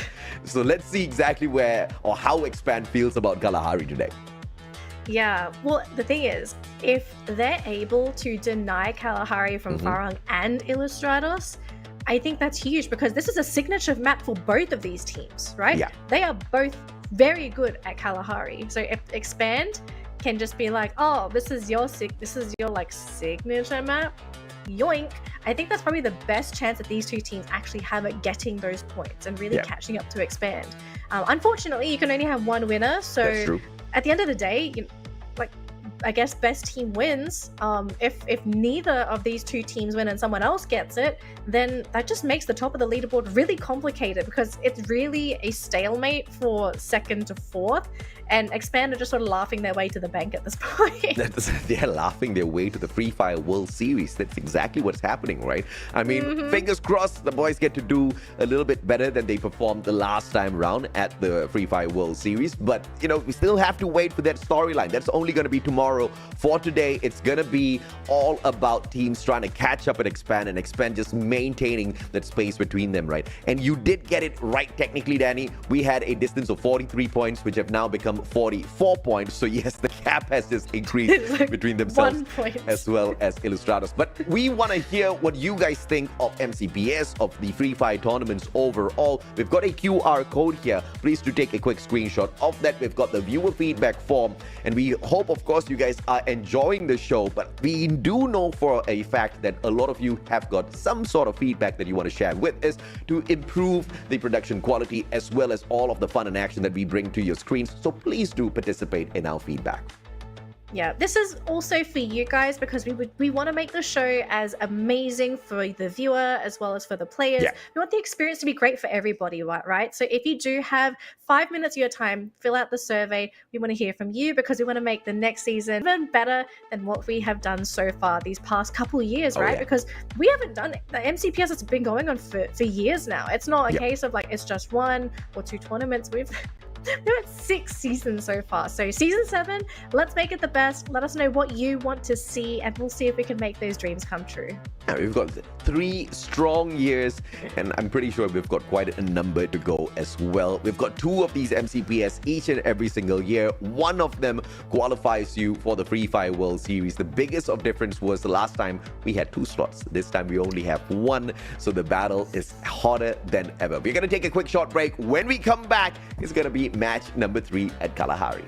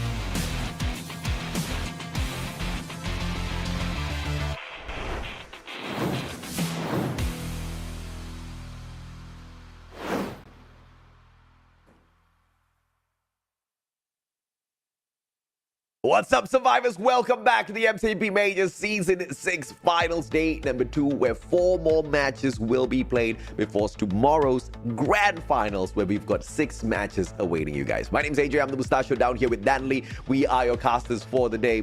And thus far, it's been a day where the Titans have been falling a little bit more than anticipated, Danny. Yes, they have been falling, but the main Titan, the king of the Titans, hasn't moved. Literally just sat on his throne. Yeah. Everyone else is just automatically getting further away because they literally don't have to do anything except get some eliminations, get their placement points. But they're Gucci. Expand, they kind of don't care. Everyone else should care. The second, third, and fourth team should care because at the moment they're racing each other. They should really be racing Expand up at this point. But they have a good chance, right? Because the next map is Kalahari, and we do know that Illustrados and Farang are amazing on this map. So once again, Expand up in the number one spot with 149 points. Behind them, Ilustrados Juegos are 43 points behind them with a total of 106. Geek Fam is not too far away from ripping away that number two spot from Ilustrados. They are just 5 points behind. So you still will have a heated battle between that second and fourth spot. AB Radicals, on the other hand, with the fifth place, 79 points. They need to hustle quite a little bit, right? A 21-point gap between themselves as well as Farang. Axis Esports, if they show up once again on Kalahari, perhaps will be on the journey back to the top 3 as well post this next game. But it's going to be left to Kalahari, AJ. But the question I have is, who is going to falter, right? Because we did mention that only one team is ultimately going to come out on top of this next game, this next map. Ilustrados and Farang need to win this. Technically, Geek Fam does as well, but these two teams historically have the better chance. But Expand have been able to win on Kalahari in the past as well. So it's not out of the question for them to also do well on this map. But really, who's going to be the winner to get those points? And can anybody catch or deny Expand the opportunity to just extend their lead? Because at this point, they're still just extending their lead. They are under no threat. And we're almost halfway through day 2. Teams are running out of time to start closing that gap. Yeah. But this is the opportunity for the teams to really close the gap, because Expand has struggled on Kalahari quite a little bit. In the group stage, they managed to only pick up a total of 37, as opposed to the top flight teams who were on the average close towards 60, right? 56, 54. That was the average that the top flight teams were picking up. So Expand weren't really making all that too much of noise in Kalahari. Yesterday, they picked up 2 points. 2 points is a little bit on the lower side in comparison to the records they were setting with the 31 and the 30s and so on and so forth. But let's take a look at what the Visionaries have to say about this. Toby said, "We didn't come this far just to fall." Visionaries, where are you? They're falling quite a bit in the 10th spot. Not really the best position for this team. Well, I hope they can jump right back up, though, because, representing the Philippines, I think they had a lot of hope. They started off the group stage really hot, right? But the Visionaries really couldn't catch up to the top 5 spots. They ended up the group stage in the 7th place, and they started off the grand finals with quite the rough start as well. Visionaries haven't really been able to find a lot of those placements. Currently, one of the, worst performing teams within the grand finals, but you're always going to have a few of those. Well, it ends up being a learning experience, I feel, for some of these teams at the lower end of the bracket, right? Like, you don't do so well, but you don't give up. You still play to your very best, because when's the next time that you might ever be able to play the MCPS Grand Finals, right? You can't just automatically assume that, I'm going to be able to get into the finals next season. That's true. So play at your best, do what you can to learn, and be better for that next season so that you can earn your spot. That's the most important thing. What are you laughing at? My prediction? Why? No, okay, wait. I predicted Axis for this match. This is the first time I'm predicting Axis to pick up a matchup, because they're good at Kalahari. You've picked Axis 3 times back to back. Why? Okay, I said this at the beginning. I think this is also the moment when you disappeared. So I picked Axis for the entire grand final. I've decided to fully commit to this team. I have my little shrine here on my desk. They don't know that. Hopefully they don't know. But anyway. They bought you, didn't they? How much did they pay? So they didn't pay me anything because they're not doing so well. They're not doing so well, okay? So here's the thing. I believe in this curse, this MCPS curse. Because we have had no back-to-back champions. Expand are getting close, but I feel like Expand are probably... I hate that I'm saying this. They're going to drop the ball somewhere. And it's either going to be Axis, otherwise the very close second is Ilustrados Juegos. So either of these two teams can get it. I put my money on Axis before the grand finals even started, and I'm going to stick with it. Speaking of curses... I think your prediction has turned into a curse, because Axis thus far has picked up a total of 7 points from the first 2 games, okay? 2 from Bermuda, 5 from Purgatory. This is what happens when they make caster predictions public, because for some reason they become real, but in the opposite way. Oh my. I think you and I are in a lot of trouble now, Danny. Geek Fam splitting up and taking over 2 compounds. The problem here is Axis Esports doing the exact same thing. So we're going to have a 2v2. Geek Fam versus Axis Esports. The blessing in disguise here is Axis does have X-Roy there. On the flip side of things, Illustratus, on the other hand, takes away 4 eyes. Even with extra 2 eyes, guys still couldn't find the target. This is a very ugly spot to be for Team Budded. And actually, what is this Jumbal looking around for his team? Probably scouting out, as we typically see. This is the strat for Farang on this map. They do like to send someone out to scout around for the team to get information on where teams are potentially. So, yeah, we'll leave them out of the picture because they're not... Jumbal's not going to get involved. And look at this, though. Expand is coming into this fight. Now, here's the thing. One of 3 things could potentially happen here. Illustratus gets knocked out, Expand gets knocked out, or both of these teams get knocked out. That would be huge. Illustratus cleaning up house now. Eklog just brought back in. Crime MKS, Mac 10 in hand. Wild sprays, Eklog, low on HP. They turn. Crime, still alive and kicking. Jambal looking for the finisher. Vice, peeling off towards the left-hand side. Playing a little bit of pressure against Team Badut. But now Illustratus Juegos, they've got a brand new victim. That's in the form of Crime MKS out of Expand. Eklog overextending. Crime spots him out as well. A couple of shots. Brent 2 shows up. Good glue wall. Recovery. Mac 10 turns around 1v2 and Shanks gets Crime.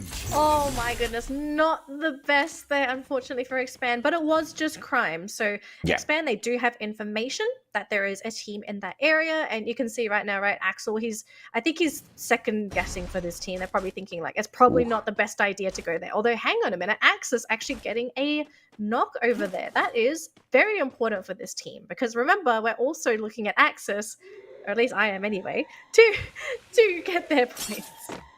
That is true. To get their first 10 points in the day of second grand finals. I think they're looking for more than 10 points here, AJ. Definitely 20. We'll start with 10 first, okay? We'll start with 10 first and then we'll make our way up. It's a good starting point, okay. X-Roy down on the ground. Oh, Hazik turns the tables on him. Now is good backup. Question is... Oh, Giga down 2 players. Yeah. How far are they away from Phoenix? Is Phoenix the last player left on the team?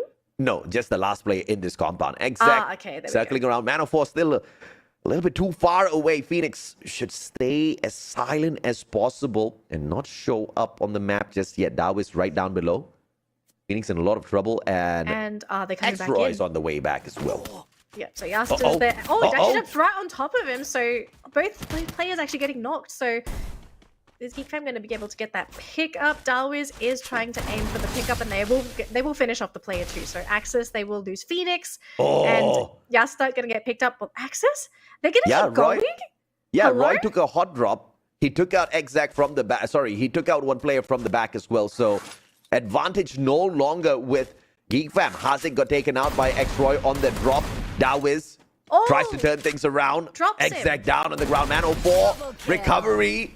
Can't find him just yet. In, and the Max 7 gets it. Oh, they managed to get the knock there. Can they actually get the finisher though? Oh, I think that glue wall probably wasn't in the best position because they've actually locked the player onto the other side. Gonna stick into the corner, but they will finish him off. Axis Man 04 does not get out though. Will get finished off here by Kens. This is a brutal fight between these two teams, but it looks like Axis, they just eliminated, right? Geek, I think, great plays, just constantly buying back their players. They're literally just funneling them back to back to back to back, and they just win the econ game. They had more resources to get their players back in. Here I am, speaking about you cursing Axis. We double curse them in this one.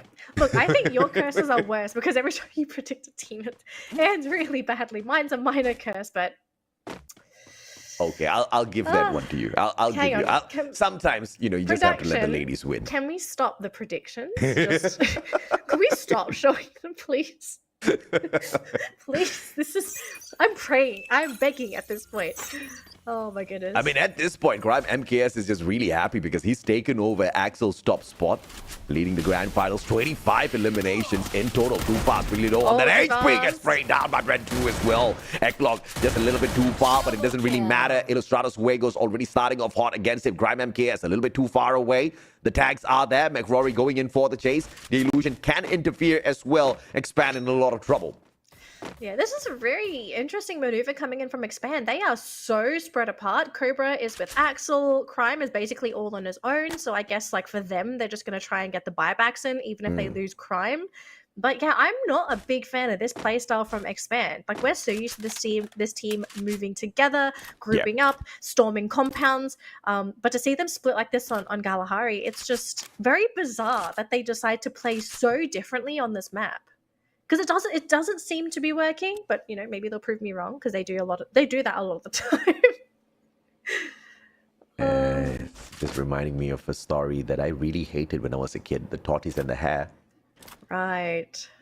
The hare got in front pretty quickly, but it's taking a nap now. For what reason, I have no idea. They all seem awake. They are just forcing this nap at this point of time. Brent 2, Trogon in hand. Prime. But it's a 2v1. It didn't stand a chance. Shanks takes a quick one. Headshot. Down he goes. Yeah, we might see a buyback very soon. Too Fast already got revived. So the team is more or less grouping back together. We'll take a look and see if they do find a vending machine or if they use the revival point. Like they're not really in a rush, I guess, to get this revive off.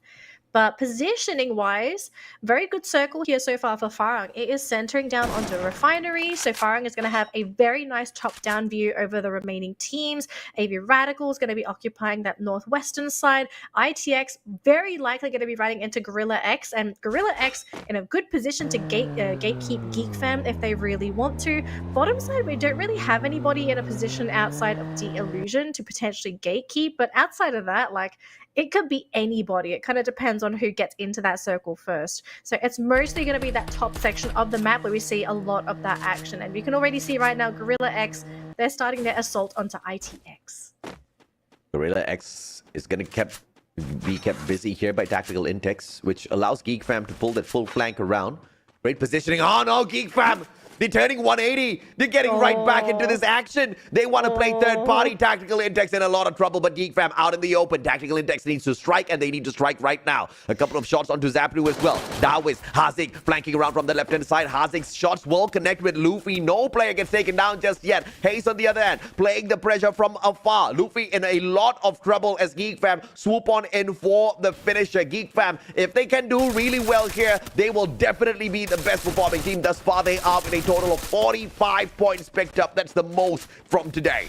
Oh, they didn't manage to finish anyone off, though, so both of the teams are very likely just going to be engaging into each other fully. Although Luffy, he actually was left alone. And Illustratus got knocked out on the other side of the map, so they are out of the running to potentially get any of those major points for this round. One of the Titans eliminated. That does leave Farang as another Titan to potentially take this map. But look at this, though. Gorilla X sticking their nose into Geek Fam's business, and ITX are just sitting in that compound praying that these two teams eliminate each other before they turn their attention to them. Yeah, Tactical Intex is the more dangerous team here, but Gorilla X taken on Geek Fam straight up. Tactical Intex is going to be ignored for the time being, which gives the opening for Tactical Intex to heal up, reposition, and perhaps drop a couple of nades on these two teams' heads as well. Look at all of those glue wall melters, courtesy of Kent. Breaks out the gun as well. Sprays up. Yan on the grenade launcher. Finds no connections just yet. Like shooting fish in a barrel, all of those grenades getting tossed on in, but Kent is finding no connection through them. Oh, this looks like a terrible round here for ITX. I think the team is more or less done for here. They've only got Smooth left. He's outside of the zone. I think he's just about to be taken out here.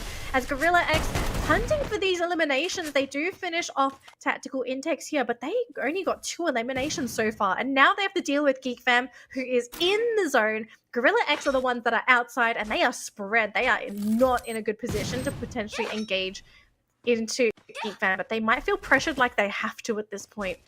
But they have it's a bad position. That's probably the best way to put it here. Really ugly position. Gorilla X just trying to say, no, can we do this some other time, please, sir? The circle is really hurting. God, Frieza! Sees Yasta. Beautiful hop up over the glue wall. Takes the elimination as well. Gorilla X, though, have got 3 more players to play the game of survival. Yan Dynamo as well as Haze. Cluster, not going to find Yan just yet. And Geek Fam has to make Haze here for that circle on play as well. Gorilla X, on the other hand, buys back their 4th player. So everything's fine and dandy. Not much for them to suffer. But God, Frieza are probably going to drop right into the hands of Farang. Oh, if Farang takes this, that's going to be so unfortunate. And it looks like Jembal does have his eyes set on getting God Frieza. And yeah, he just drops. That's a free elimination for Farang, who are just basically fishing for eliminations at this point. They're just waiting for their time to shine. And it looks like Geek Fam, they might just leave Gorilla X here. They're more concerned about getting into that next circle, but their next opponent is going to be Farang. That will be very difficult. On the other side, though, we do see AV Radicals gatekeeping Visionaries here, and this is not a good position for Visionaries. Not at all, Chessman. They can't lose him. He is their prime player. The capability to shut down from far. Visionaries up close and personal haven't really been doing all that too well in the recent times. Now they go up against their Filipino brothers. It's going to be AV Radicals, who have been desperately trying to scratch and claw their way up the overall leaderboard, but just not finding those great plays from themselves just yet. AV Radicals today, 27 points in hand already, going up against the Visionaries, who have a total of 2 points picked up from day number 2 of the grand finals. We definitely know who's the more desperate one, but also who is struggling a tad bit more here on day number 2. Yep. Now, speaking of struggling, we haven't even seen Expand show their face this game, right? They've been very quiet. This is, yes, it is very good. Because if they can get those placement points, yes, historically they haven't done so well on Kalahari, but getting those placement points, that's going to be pretty big for that team. But we're going to see them a little bit later on as AV Radicals trying to pick up as many points as they can to try and close that gap and catch up with the Holy Trinity in that top 4. So far, not connecting onto anybody, and with these gunshots, they are giving their position away to Expand as well, who are patiently waiting in that compound. Oh my goodness, that was a massive catch there by Chessman. Maybe providing an opening for the team, and AV Radicals slowly going down like flies. This might actually be a really good position for Visionaries to turn this around. Returners out, Raymule is down, Tanamo in a really awkward position. AJ, they might be out of the running too. Yeah, Kevin Israel received. You were saying you didn't spot Expand just yet. Well, here they are, looking to potentially prey on the winners of this battle as AV Radicals wins out that gunfight. 2 more survivors, Tanamo and Rutus, hanging on for their dear lives. But are they going to be gate-kept by Expand here, who needs to hunt for that circle as well? Team Badut can play that game of distraction. All teams will need to scurry for the circle in the next 10 seconds. Yeah, it looks like Team Badut's going to be able to make their way into that circle safely. So they managed to get by Expand. But if Expand go after AV Radicals, because that team is horribly injured, I do believe they only have 2 players remaining. It's going to be very difficult for them to make their way in. Looks like Gorilla Exo, they've got God Freezer. I guess they brought him back in again. Yep. He's sitting on top of the tower, so providing some much-needed vision for the team to try and spot out some potential free eliminations. And I think he may have just caught sight of Farang there. Yes, he should have seen Fies. Just going to be giving that information away to his team. And yeah, it looks like AV Radicals, they are being denied. Expand going to be gatekeeping them unless they can find a safe way in. I think this team might be done and dusted. Although Team Badut, if they can rain on Expand's parade, that might be the opening that AV need. But AV are about to run into Freedom Rumble. And I think that's Tanamo gets sniped out. They've still got 1 more player left. They're still outside that circle. Now, good Got play. a good story here. Crime going in for the rush all the way up, and Expand just wants to take the fight up to Team Badut. The Clowns don't have much of an option. Crime backs away. 4 players on the side of Expand, flanking around from the right-hand side. Axel makes 1 mistake, gets dropped like his hot. Now 1 player out of the equation already. Here comes the backup from Cobra and Squad. 2 players hopping on up. Cobra finds the back of 4 Eyes. 1 more player right in front of him, gets sprayed down. Crime and KS picking it up this time round. 2 players picked up. Asta, Freedom Rumble out of nowhere, chips in as well. Oh my gosh, are these mistakes that have possibly been made? Because unfortunately, Crime, I think he's all alone. They're trying to actually make their way into Crime's position. And actually, Jans, he's going to be the one to go down too fast, trying to come in to give Crime his backup. They're trying so desperately to get Crime, but the backup is actually working out quite well for Expand. Still maintaining 2 players, both teams still sitting on 2.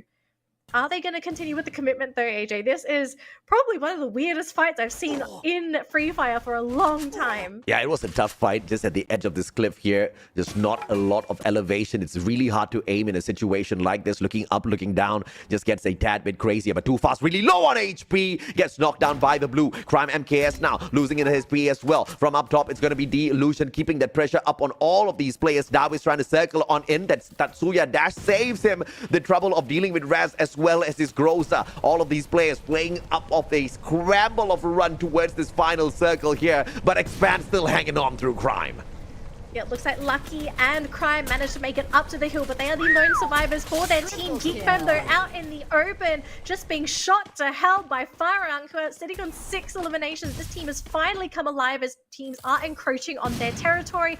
Up on the high ground, though, we are seeing 3 teams up here. We've got Team Button, we have De-Illusion, we have Geek Fam barely surviving, and look at this circle. It is under the compound. We've got teams on top, teams on bottom. They need to make their decisions right now where they want to end this game. Now, ideally, you'd want to be fighting with the rest of the teams down on the ground because you want to also try and get as many eliminations as possible. And we can see here, Farang, the entire team hiding behind this crate. De-Illusion sitting on top. Lucky hiding on the corner. And Darwin and Freedom Rumble sitting underneath. No teams connected so far, but this is going to be a wacky ending, AJ. Wacky indeed. Geek Fam, one final survivor, holding on for his dear life. Same thing here for Team Badut as well. 5 more squads in the mix. Farang with the most numbers out there on the battlefield. But look at Dawies. He just Tatsuyas himself all the way across the map, and now he's well hidden right behind the position Farang initially held. Oh my goodness, and everyone's fighting on the top as well. De-Illusion engaging into Farang. Spade on the ground trying to provide vision to his team as well. Looks like Lucky does finally get taken down by Freedom Rumble. And what is this? This is an insane circle. We've still got 4 teams remaining, and it's not over yet. Farang playing for that Booyah. Soraya just on the opposite side. Spade, M10, 17 in hand. M1887, apologies. Geek Fam are out of the equation in the 4th spot. The illusion should be next as Farang Alif finds a double for himself. Soraya gets the trade onto Vice, but here comes Jembal to save the day. Soraya just behind has got the M1887, but look at Jembal, Drogon in hand. All he needs to do is just flick the spray. He gets the shutdown. The illusion out in 3rd. And then down the bottom, it's just the last player on the map. It's Freedom Rumble. After, if he can get some eliminations, nope, he doesn't, gets taken out. But Farang, they get a massive booyah this round, a much needed booyah as well, because they are so desperately looking to break away from this Holy Trinity pack that they are stuck behind. Yeah. So very easily, 2nd place for this team. Yeah, easy catch up onto that 2nd place. They were about 50 points behind Expand earlier on, so this is a great match for them just to cut the distance down by a little bit. Expand did survive for quite a little while, but we don't know how many points did they actually walk away with in the overall grand scheme of things. I don't think a lot of those engagements were going their way. No, it was actually a very quiet game for Farang as well, right? Because they were essentially just camping at Refinery for the majority of the game, waiting to see where that final circle was. And considering how comfortable they are on the map, I really think that was maybe the best way for them to play it. Because we've seen them try and divert away from that play style to be a little bit more active with some extra scouting, some splitting, and they've been punished for doing this. So props to Farang to just sort of go back to their roots, especially in a game where it really counts, right? Because you don't even know if Kalahari is going to be the random map at the end of the round. And of course, we did kind of have a theory that teams will be gunning for Expand, but thus far, nothing of the sort has happened.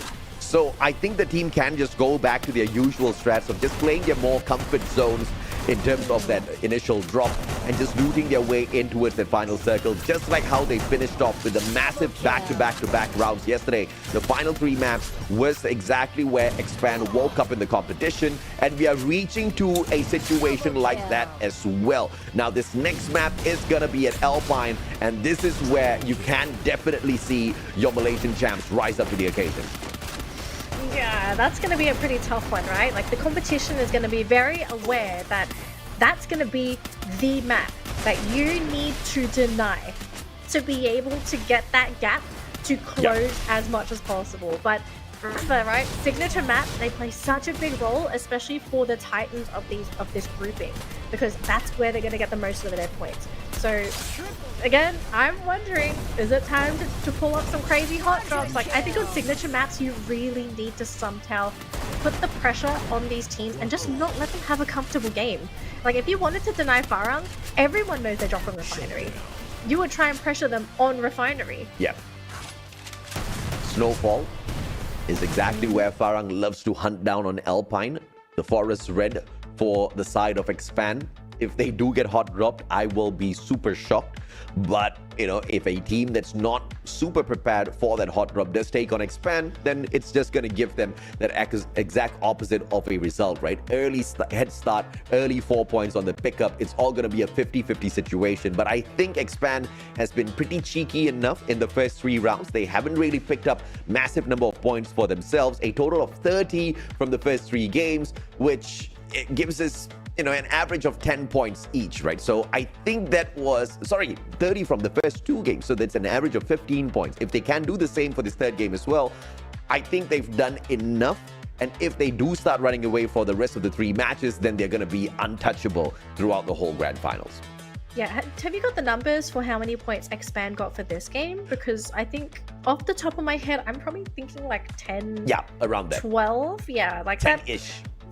That makes about sense. So they got points, but this is definitely their weakest performance for today. And you're kind of hoping, as some of the teams at the top of the bracket, you're kind of hoping that's going to be the trend for the rest of the day, which the odds are not looking good, especially with team number 4. You can't expect anything different, right? I mean, we saw how they started off that match. Weirdly enough, Crime MKS, one of their top fraggers, was just running towards that blue circle. Ilustrados Juegos were already in there. I believe Team Badut was in there as well. It just didn't make any sense whatsoever, but yet he just rushed on in there. I think we also had Jambal from Farang, who was trying to scout out the area. So a lot of these teams, I have no idea what the plan was there for Expand. I just couldn't figure it out. I didn't know exactly why he was doing that. And, such maneuvers, it's a make or break for your team, right? It's either you get super lucky or you ruin your start from the get-go, because he clearly got taken down. There was another player trying to back him up, but just not in a great position. So by the time he got halfway away, he got taken down as well. So early 2-player loss just put Expand in such a terrible position for Kalahari. But let's take a look at Jambal. This was the guy that was scouting out that blue circle initially. He brings in that Arvon. He's got that Tatsuya for that extra bit of dash. And we also see him running that Andrew. And that is the recent meta, right? Just bring in some of these characters that just gives you that extra bit of tankiness out there on the battlefield. You can see Antonio and that Gangster Spirit as well. Gives extra 40 shield points at the start of the match, as well as the recovery after surviving each and every single combat. That's why you see Jambal continuously going in, taking quick hits, and then backing away. With Arvon in hand, he gets to scout out all of the players who are around the area. With a 50-meter radius, nobody gets to get away from Jambal. Yeah, I think they really built him up in a way where he's just the perfect scout. Yeah. So, because they already know that, if you get eliminated, we're in a position to get the buyback anyway. Because this is a classic strat from Farang. It's not like they've never sent a scout out before. They always have somebody looking around. And it's typically Jambal, and he does a really good job at being able to just send that information to his team so that they're aware, like, okay, there are this many teams in this vicinity, this many from this angle. Okay, let's try and put ourselves in a position where we can be in a 24 points for Farang. Okay, hold on. These points are more important for us. Yeah. 24 for Farang, 16 for Geek Fam. These are the top teams right now. Unfortunately, Ilustrados Juegos take home 6. That is the other team that is in the Holy Trinity right now in that top 4. Expand take home 7. That I did not expect. I was expecting them to at least hit double digits, but to only end with 7, this is a big leap, especially for Farang. Not surprised at all. So Expand and Ilustrados kind of bombing out here. Geek Fam does pretty decently, so the chase for the number 1 spot is still there from Geek Fam. They're going to be hanging around in the top 3. And with Farang and their amazing leap up towards the very top, there's a high probability here that they take away that second spot. But once again, between the second placement as well as 3 and 4, it's going to be such a close matchup, right? Everybody's still on the storyline of hunting down Expand. And as long as Expand brings out those kind of rounds for them, it just makes the journey so much more easier for some of these squads, which is what confuses me. I don't see why Expand has to play that way at all. I'm not expecting massive rounds from them, but if you're just planning to give us average, you still have to play the game of sticking together, which clearly they can execute so well. But there was a plan behind this. It's just that we didn't see what that idea was because there was just no decent execution in Kalahari. Yeah, well, maybe they have this next level plan and we're just not understanding it because we don't think at that level as the team. So, and also they are bad on Kalahari, so. Well, I mean, I wouldn't say bad, but it's definitely not their favorable map. But bad. We're going to switch things around because Alpine, they kind of like their map. That's probably one of their best maps. Yeah. So I want to ask you, AJ, because you have some of the statistics for these teams. What are the chances of our top, let's say, second to fourth place teams? How do they generally do on Alpine? Like, can they compete with Expand? If you're talking about Illustrados, yes. Farang, they are a 50-50 team, right? I think, Farang as well as Expand, they're polar opposites. Farang, they love the warm desert of Kalahari. Alpine, well-beloved map of Expand, and they just don't do well when they swap those maps, right? So Farang does really, really bad on Alpine, so they might just get hurt a little bit here. I'm expecting to see a very slow-paced run coming through from Farang, but I expect that fast-paced matchup coming through from Expand. As usual, they should be able to dominate. Yesterday, they broke the record, the all-time record of Season 6, picking up 19 eliminations plus the Booyah for a total of 31. So I'm not expecting 31. As long as they pick up the Booyah, they should be in a pretty comfortable place by the time we bring this day to an end. So I guess the last team I want to talk about here is GeekFam. How do they typically fare on this map? Yesterday, that doesn't sound very good. Yesterday, GeekFam doesn't want to talk about Alpine. They picked up a total of 5 points, right? So, I mean, in the grand scheme of things, GeekFam does pretty decently on Alpine. I think they're the third best team when it comes to this map. Just yesterday wasn't a great day for them. Daniel is still on the Axis bandwagon. Axis. Hey, I already told you. Okay, I'm stuck with Axis. I chose Axis from the start, and I'm staying on the Axis bandwagon. And I guess I will continue to curse this team. But I hope they prove me wrong, and they take Alpine. That'll be great. Axis. I know you guys are not watching the stream because you're not supposed to, but you better win this map, okay? Because I've hopped in this wagon. It better start moving. I'll have to say this, right? You might get your prediction right this time around because yesterday they was second best team, although there was a huge disparity of points between Expand in the number 1 spot with a massive 31, and of course Axis Esports picking up a total of 16 in that second place. They got the overall second placement as well, and on top of that, 7 eliminations. So a decent run from Axis yesterday. It shows that they know Alpine really, really well. The only thing that stands between Axis and the Booyah is actually Expand. So let's see if you get your wish as well when it comes to the hot drop conversation. Yes, I love hot drops, especially with how chilly this map is. You know, you gotta group up, use that body heat to warm up. So we'll see who manages to pick up on that. I don't know if you want to huddle up though. It might be a little bit too handsy. We'll see. I don't think so. All right, so let's take a look where the blue zone is going to be. So it's going to be in Snowfall. It's pretty far on this map as well. It's going to be on the corner. We know that Illustrados very likely to take that blue zone, but I'm wondering, is AV going to be going back to their roots? And it looks like that is going to be the case. But where is Illustrados? They're hopping off a little bit late. And AV, it looks like AV, they might just be giving that away. Maybe even going to Garrison? Yeah, AV's not going to be able to shoot all the way across. But Illustrados should drop at Militia and then take that long way route by walking all the way into Snowfall. And it looks like no other teams are close enough to them. So they should be able to loot up Militia first and then continue the journey over towards that blue circle and power themselves up. Axis Esports starting off very early against AV Radicals. The Illusion hopping on into that gunfight as well. So very early shots fired between these 5 squads and a huge concentration up towards the north part of our map. Return tagged up a little bit, but nothing much to cry about at this point of time. A very noisy game if you think about it, right? Because these teams gave away their position so early with throwing out their shots. So they roughly have an idea where everyone is, and The Illusion is going to be the first team to actually be jumped on here by Tanamo, who's actually decided to dash into this. But Tanamo, he's only got 1 player to back him up, and it looks like it's going to be 1-1 so far. Richu's going to try and provide his teammate backup, but The Illusion, they have the whole team there. AV, they're trying their best to try and get into this fight, but if Richu's gets taken out here, this is going to be 2 players taken out. Oh my god, beautiful GG, he gets the double! Oh, Richu, beautiful play. Oh my goodness, if we could clip these, you've got to clip it. That's a clip. The guy got 3 in total. The Orion got a double for himself. I mean, it's just one of those annoying skills, especially when you've got a shotgun in hand. You pop into Orion, you do not take any damage. In fact, you get to take away the HP from your opponents. You get to suck a little bit off their HP for yourself. And then when you pop out of the Orion, you get to spray them down. And you can manually pop out of the Orion form, right? Which just makes that skill so deadly. Crazy stuff out of Ritus. And they're hunting down yet another player from the side of the Illusion, but what they're going to come across is actually Tactical Intex.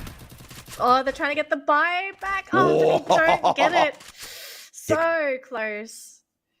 One buyback. AV Radicals should have enough money for their 4th player. But Luffy and Zapnu. Luffy gets tagged up. Tactical Intex knows exactly what they're going in for. No grenades in the hands of Zapnu. But he's got the Drogon auto shotgun. Goes for the Tatsuya burst! And Ritus does get taken down. So a quick hit and run for Zapnu. Oh my goodness, that was a massive hit there. Just immediate knock-in with Ramiel all on his own. Very likely that they're actually going to be losing him and actually return also being removed from the game. Does that mean that they're just stuck with 1 player? It looks like it is. Super unfortunate for AV Radicals to actually lose 3 players there. For ITX, great play. Oh my gosh. If they actually managed to get the clip there, that could have been problematic. But they've actually given their position away to Axis. And you can see, hang on. Oh, they didn't get the knock. Yeah, they thought that was AV Radicals, but they were shooting at Axis. And Axis knows how to shoot right back.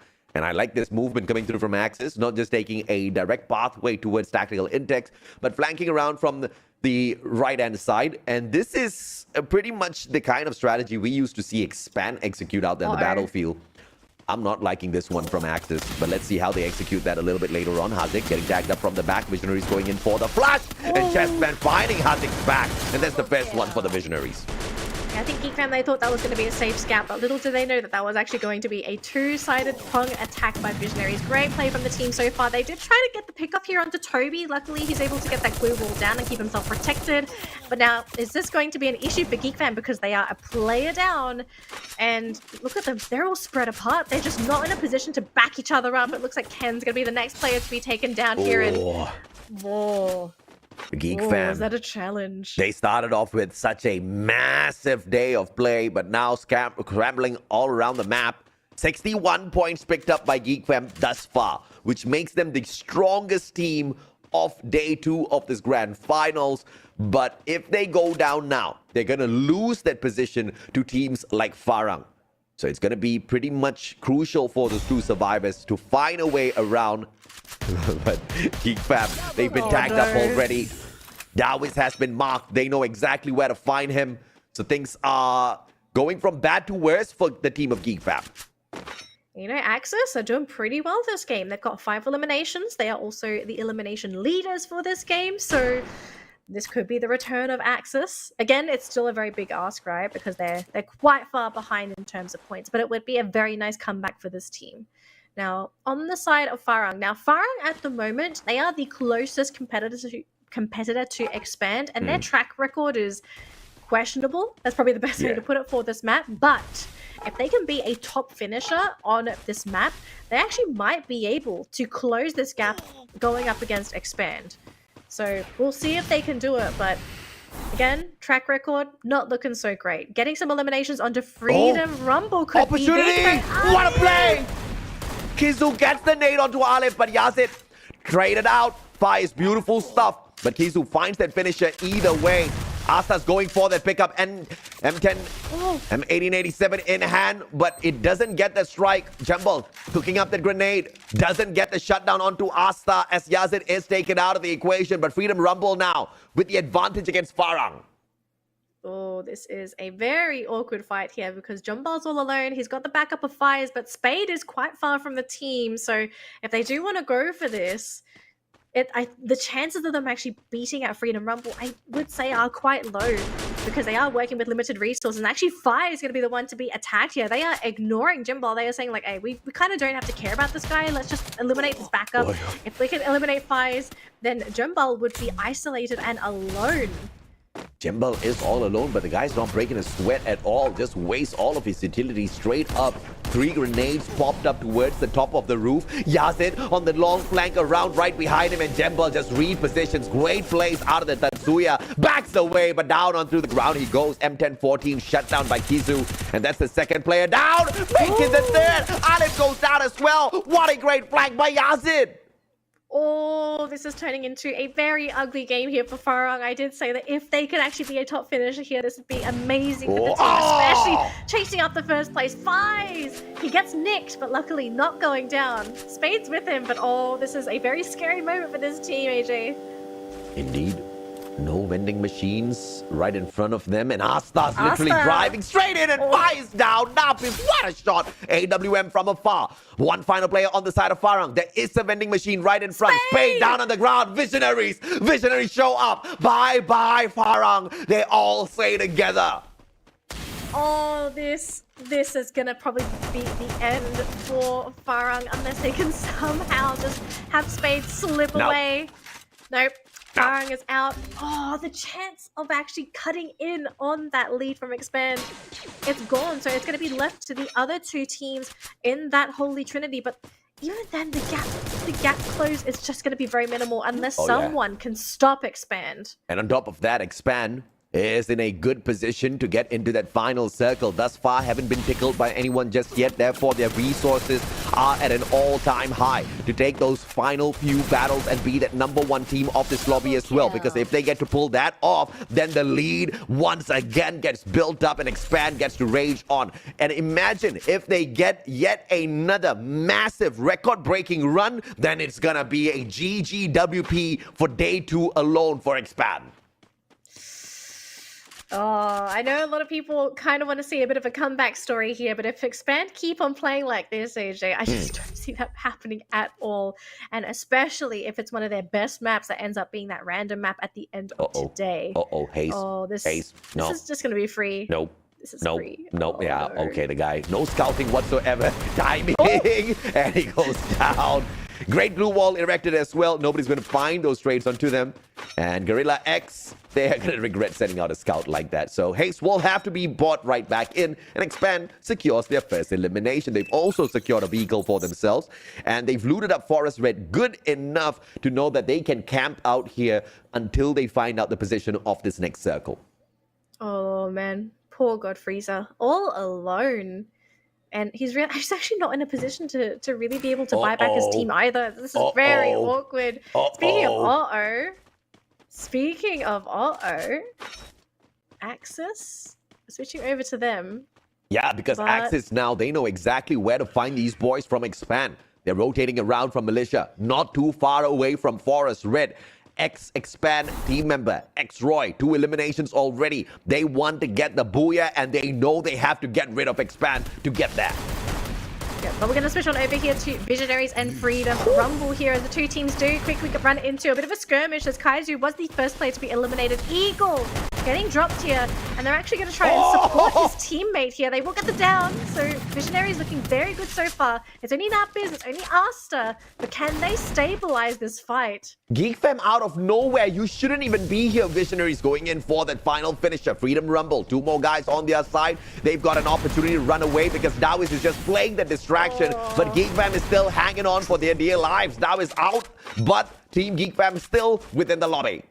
Yep. Harzik actually getting that buyback, so luckily for them, in a position to get those players back into this game. But again, this late in, you kind of don't want to be brought back anymore. You want to have your things. You want to go into those final circles with your existing inventory. And AV Radicals actually being jumped on here by Axis, who are just barreling down this hill. And AV, they lost Raimi. Altanimo going to be the next player to drop. It's going to be only 2 players. And Exact running into the compound, putting pressure here onto Return. So who's going to win this 1v1? So far, no player has gone down. Both players missing their pot shots. Axis in a lot of trouble. Here comes the Visionaries from the back as well. AV Radicals under a lot of pressure from the side of Axis Esports, but Visionaries just going in for the shutdown. Chessman finds the first one. Phoenix, no more revival for you, boy. X-Roy has been picked up already, but here comes the cluster grenades as well, courtesy of Gen X. Eagle following it up with a couple of glue wall melters off his own, and that's going to take away the defenses off of Axis Esports. Ilustrados Juegos from the opposite side. Gen X, great flight over, has got the Drogon, goes in for the bomb, and Man04 down on the ground. X-Roy finds the backup, but the rest of the players just cannot stand up, and X-X from all the way across trying to back up the rest of his team members, but he just doesn't have enough firepower. Visionaries will find the sweep. Oh, X-Roy, he's all alone as well. The fact that he went down, Axis are out. GG. So this team, reasonable run, but just not going to be enough points to really bring them back into that fold, though. But looks like Visionaries, they're looking to try and go for some more eliminations. It's Freedom, Rumble as well. Nuppies and Asta, they're going to have to try and do their best to outrun this, but I think this team fight, this is going to be inevitable. And with the numbers advantage here, Visionaries looking very good. Although Eagle getting knocked down here, it's going to be down to Chessman. Asta, last player left standing for his team, and this should be a pretty easy knock, but the team is kind of struggling. They want to pick up their players. No, Asta, don't die now, bro. You've got Chessman still to go. He wants to secure the elimination point. He secures a double for himself. Tops his HP right back up as well. Chessman can't find the elimination. Visionaries, what a hot start, but now they've been put on a pause. Chessman trying to fight his very best to stay alive in here within the circle. He's going to be gatekeeping that final player from the side of Freedom. Rumble. Expand, on the other hand, will have to deal with Geekfam. Geekfam trying to flank around from the left-hand side, but now all of them inside of this tiny little compound is going to be like shooting fish in a barrel if those grenades come out of Geekfam, but Geekfam says hell to the no. They turn tails and they run away to survive for another play. Oh, but can they survive though? Because if you turn your back, that means you're going to give an opening for your opponents to chase right after you. And we know for the fact that if Expand see you run, they're going to run right after you. And oh my god, they've actually left Yasta by himself over there. Kens and Darby's going to run out of health. They have one glue wall to use. I think Darby's is just going to be dropped here by that blue zone. Interesting decision, AJ. I am quite surprised. They just wanted to give their lives away to the blue zone. And Geek Fam might want to be very careful with that play, because if I am not mistaken, that is a violation. Trying to give your life to the circle instead of taking a fight against your opponents will be a violation that we will need to double check from the league operations side. But Visionaries on the other side have found the number of eliminations, 12 thus far, but this could not set their sights onto that final circle. Ilustrados Juegos in a great position, and Expand once again taking command behind a huge boulder, and therefore that means they do not need to waste some of their glue walls moving towards some of those final battles. We're getting to that crucial late game as well, AJ, and somebody has to stop Expand, because if they make it to the final circle, that's guaranteed placement points, that's guaranteed eliminations as well. So the question is, who is going to do that job? And Tanabo from AV Radicals, who's just right next to these players from Team Budded. It is such an awkward position to be, but if he can get these eliminations, it'll be great. But AV are out. Team Budded securing themselves 5 eliminations.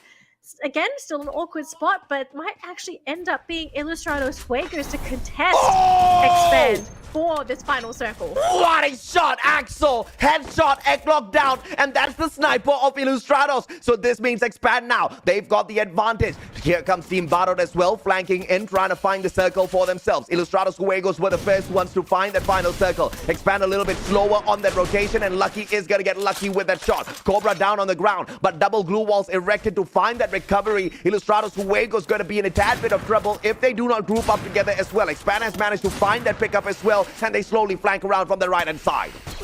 And Team Buddle's actually being very quiet in this game, more worried about their self-preservation, which I think is the safe play. If the two teams are fighting against each other, let them eliminate themselves. But I think at some point you do have to turn your attention to those two teams. Yeah. They are elimination points as well, right? If you are Ilustrados Juegos, you need to get as many eliminations as possible right now, because you are behind Expand when it comes to those eliminations.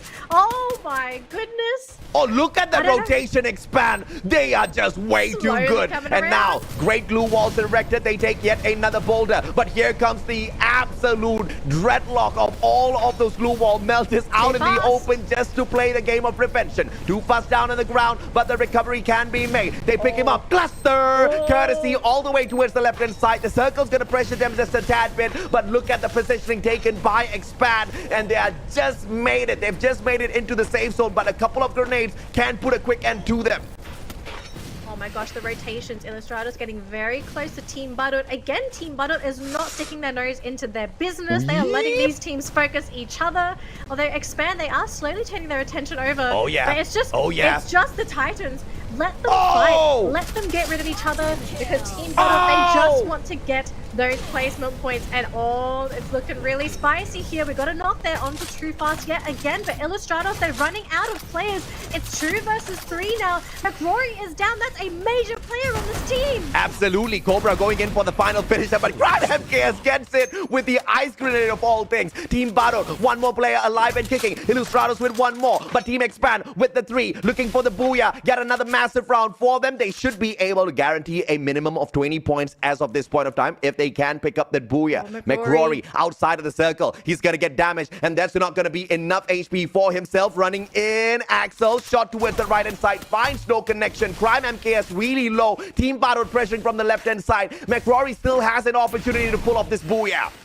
Oh, he's leapfrogging through his blue walls. It looks like he's running out of resources. And that's it. McRory is out. Illustrados, Fuegos, 3rd place, which means Expand. They will at least get 1st or 2nd, but at this rate, with how the game is going, they eliminate Team Butter, which means the booyah is going to go in the way of Expand.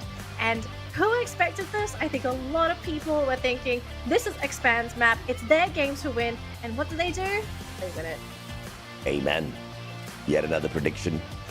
And it seems like Alpine is going to be the home of Expand for a long, long time. Now, you did call out something really important, Danny. The fact of the matter is Farang, gunning for the #1 spot, just couldn't cut it this time around. A very early elimination, and Expand has managed to use that as a great opportunity just to run away from them yet again. The last time we checked in, there was a total of 33 points needed from Farang to catch up to the #1 spot.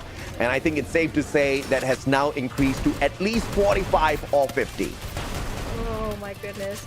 Just when we thought that this gap was finally going to close, it grows. I don't know what's happened. Someone keeps watering this cactus, and this cactus just doesn't stop.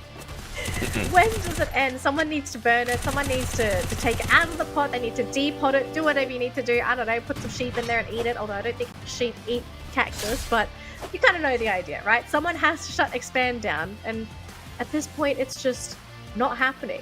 No. But I don't blame teams as well, right? Because it's not a case of you just simply contesting Expand. Everyone respects this team for a reason. They are mechanically gifted. They are a really tough team to go into. And again, even if you go for hot drops, as much as I keep encouraging it, it's RNG. You can't guarantee that you are going to have the upper hand when you do decide to hot drop. But I have to agree with you, right? And that's the main reason why I say don't hot drop anyone unless if you are literally in a position where there's no way in hell you can win the competition. Then you try to make a little bit of noise. Then you try to kind of ruin it, someone else's party, ruin their chances a little bit at the top of the leaderboard by hot dropping them. But if you are in a position where you are aiming for the top, and you want to drop into a 50% chance at the very start of the lobby and take nothing from that lobby, I am just not a big fan of plays like that. But I have to say, one of the greatest plays of this lobby was Freedom Rumble's Asta just stopping Visionaries dead in their tracks, and Visionaries were off to a fantastic start at Alpine. They were. I think Asta, the fact that he was able to just be such a thorn in their side, it very likely changed the possibility of their endgame, because if Visionaries were just left to do whatever they wanted, I think they would easily have been a top contender to potentially have taken that booyah away from Expand. But yeah, again, Asta, sometimes you just have to make those risky plays. I think the fact that he decided to just try and play like the waiting game, it also forced the last player from Visionaries to have to wait until he got eliminated before he could continue on, because if he turned his back, Asta very likely would have actually tried to shoot him in the back of the head. So patience, you have to play the patience game sometimes too. I was wondering how many points Farang took, and I just spotted in that replay they had 1 elimination when they got taken out, and I believe they also got 1 placement point, so that's 2 points.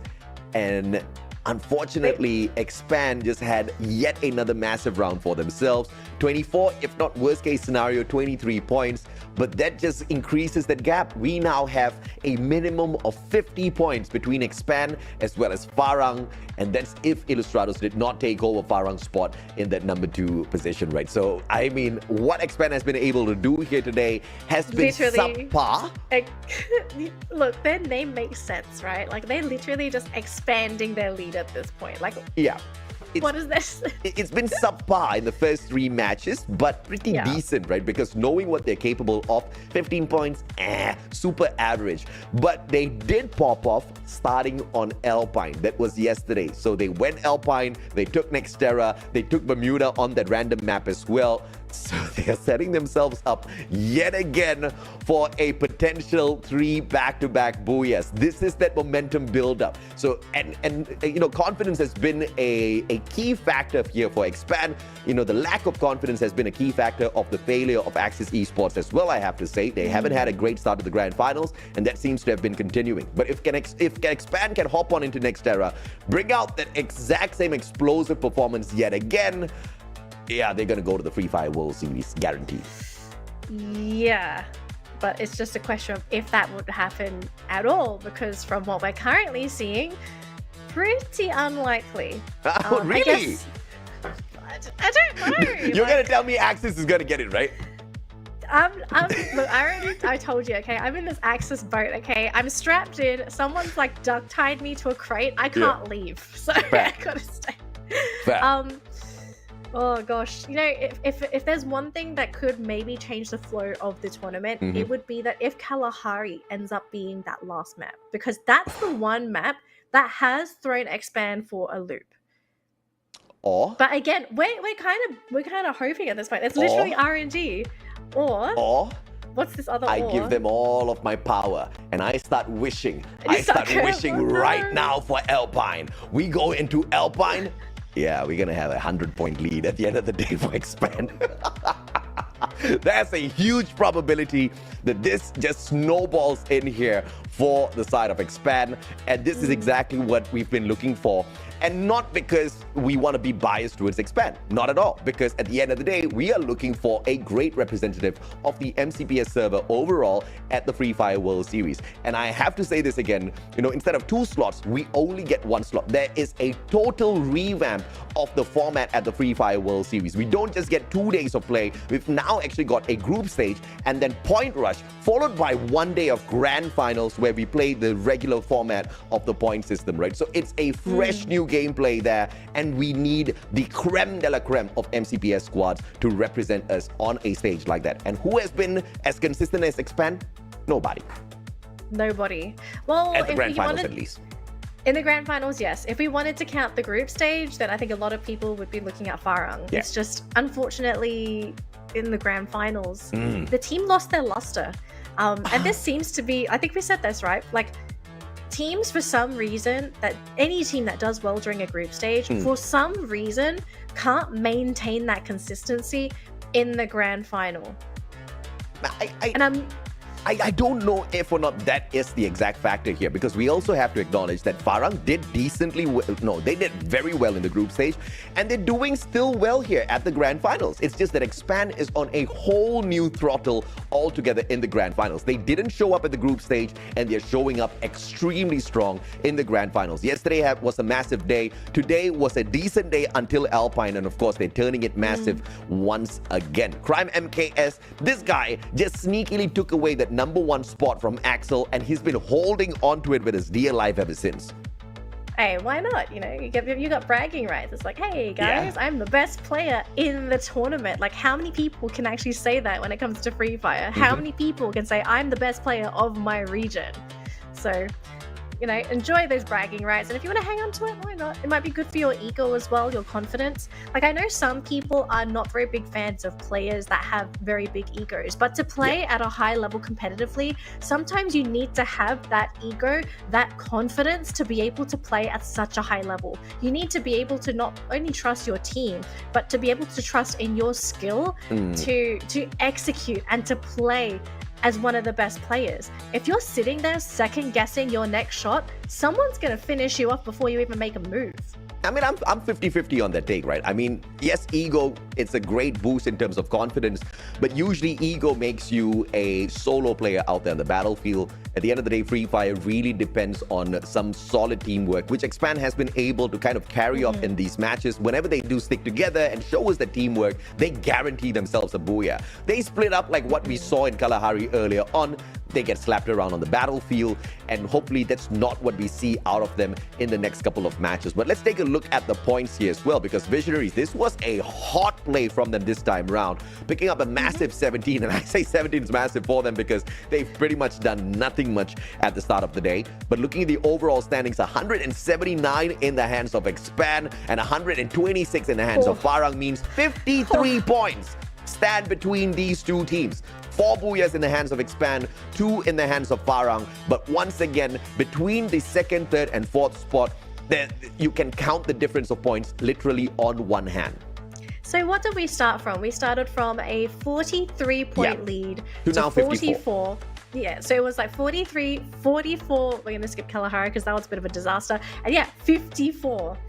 Like, how much higher is it going to get? You said it could potentially be 100. Yeah. I know you don't like predictions, but this one's just a bit of more of a fun one. Do you think Expand is going to end the tournament with a 100-point lead? Yeah. Oh. Hey, it's a fun prediction. I'm not asking for a real one. This is more of a fun one. No. They're not going to end it with 100. Okay. Yeah. Understandable. I could agree with that sentiment. 99 maybe. 99. So not the triple digits, just the double digits. The absolute maximum, 99.9, and that's it. Yeah. No more, no less. Definitely in the high double digits, but 100 points lead in the grand finals, I think it's a lot to ask for, mainly because we've got very capable teams out there who seem to be making some very silly mistakes here at the grand finals. I can't brain it. I can never brain why Expand split up on Kalahari. I can't brain it. I cannot brain why Farang would play a couple of rush strategies when they have been so concise in the past, where they try to play it slow, get to that final circle. I cannot brain why Team Badut is not staying silent in these lobbies anymore and just showing up in the final circle. I can't brain it because these teams, they had it all figured out at the start, and then, someone just gave them a brilliant idea to change strategies. And I don't know why. Well, I mean, you got to have outside opinions when you come into those grand finals, right? Like, this point of time, you should throw those opinions away because they're bad opinions. Very bad. Sometimes you have to try something new, but yes, I do agree. Like, if it's not working, like, just stop. That's not what you should be doing. But yes, I do believe the players are going to have a moment to sort of sit down, 5 minutes to think about what they're going to have to do, because we do have 2 more matches. But before that, we are going to have a break, AJ. I think we need it. I think the viewers need it. As I always like to say, to everyone watching, firstly, thank you for watching. If you need to go to the toilet or grab some snacks, do it right now, because when we come back, we're going to finish up with the last 2 games for today. So hang in there. It's going to be a crazy ride, but we'll see you in 5 minutes.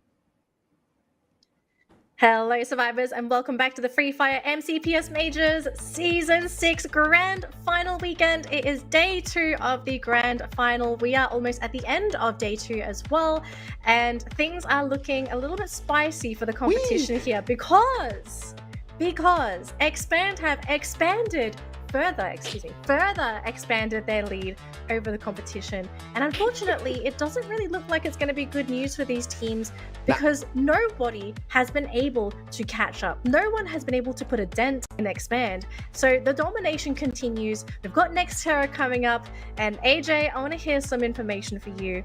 What are the stats looking like for the other teams coming into Nextera? How does Expand normally fare on this map? And is there anyone that is remotely close to this team who could potentially slay them on this map? 2 questions, great questions. Number 1, how does Expand perform on Nextera? They dominated it in the group stages, and they dominated it yesterday as well. They hit massive number of points, right? Crazy stuff out of Expand yesterday. And they currently have a 53-point lead. Farang needs 54 if they want to overtake Expand. And Farang doesn't really show up super strongly on this map, right? Yesterday when we went to Nextera, Farang just played the placement points, picked away 5 points from the map. So yeah, that was a no-show from them. And in the overall grand scheme of things, they picked up a maximum of 44 points as opposed to Expand, who picked up a total of 51 on Nextera within the group stages. So from every single point of view, Expand should be the favorites going into this matchup. The only thing that can make things go south is they take a wacky drop, they split up very early on, and they just blow the chances. But I'm expecting a back-to-back today. Back to back. Well, very, very likely at this point if we do follow the history. Now, speaking of, for any of our viewers that may have just joined the broadcast, the results for the first 4 games were GeekFam securing the first booyah of the day on Bermuda. We have Illustrados Fuegos picking up the second booyah, followed by Farang picking up the third booyah on Kalahari, their signature map. And then, of course, just now we witnessed Alpine being secured by Expand. Now, what happened yesterday was that Expand secured 3 booyahs back to back for the last 3 games of the day. Now, the chance of that happening again, very likely, because as AJ said earlier, Nextera is Expand's map. But the question we have is, what is that final map going to be? Is it going to be something that Expand is going to be able to capitalize on, or could we see a bit of a mix-up? Like my idea, the biggest mix-up that would give the teams the biggest chance to go up against Expand being Kalahari, right? That is the weakest map for Expand so far. But we're basically praying for a 1 in 5 chance of getting Kalahari. That is true. We probably will get Kalahari on the grand finals day when, it was that crucial moments that you throw in Kalahari, just torture those players with those crazy elevations.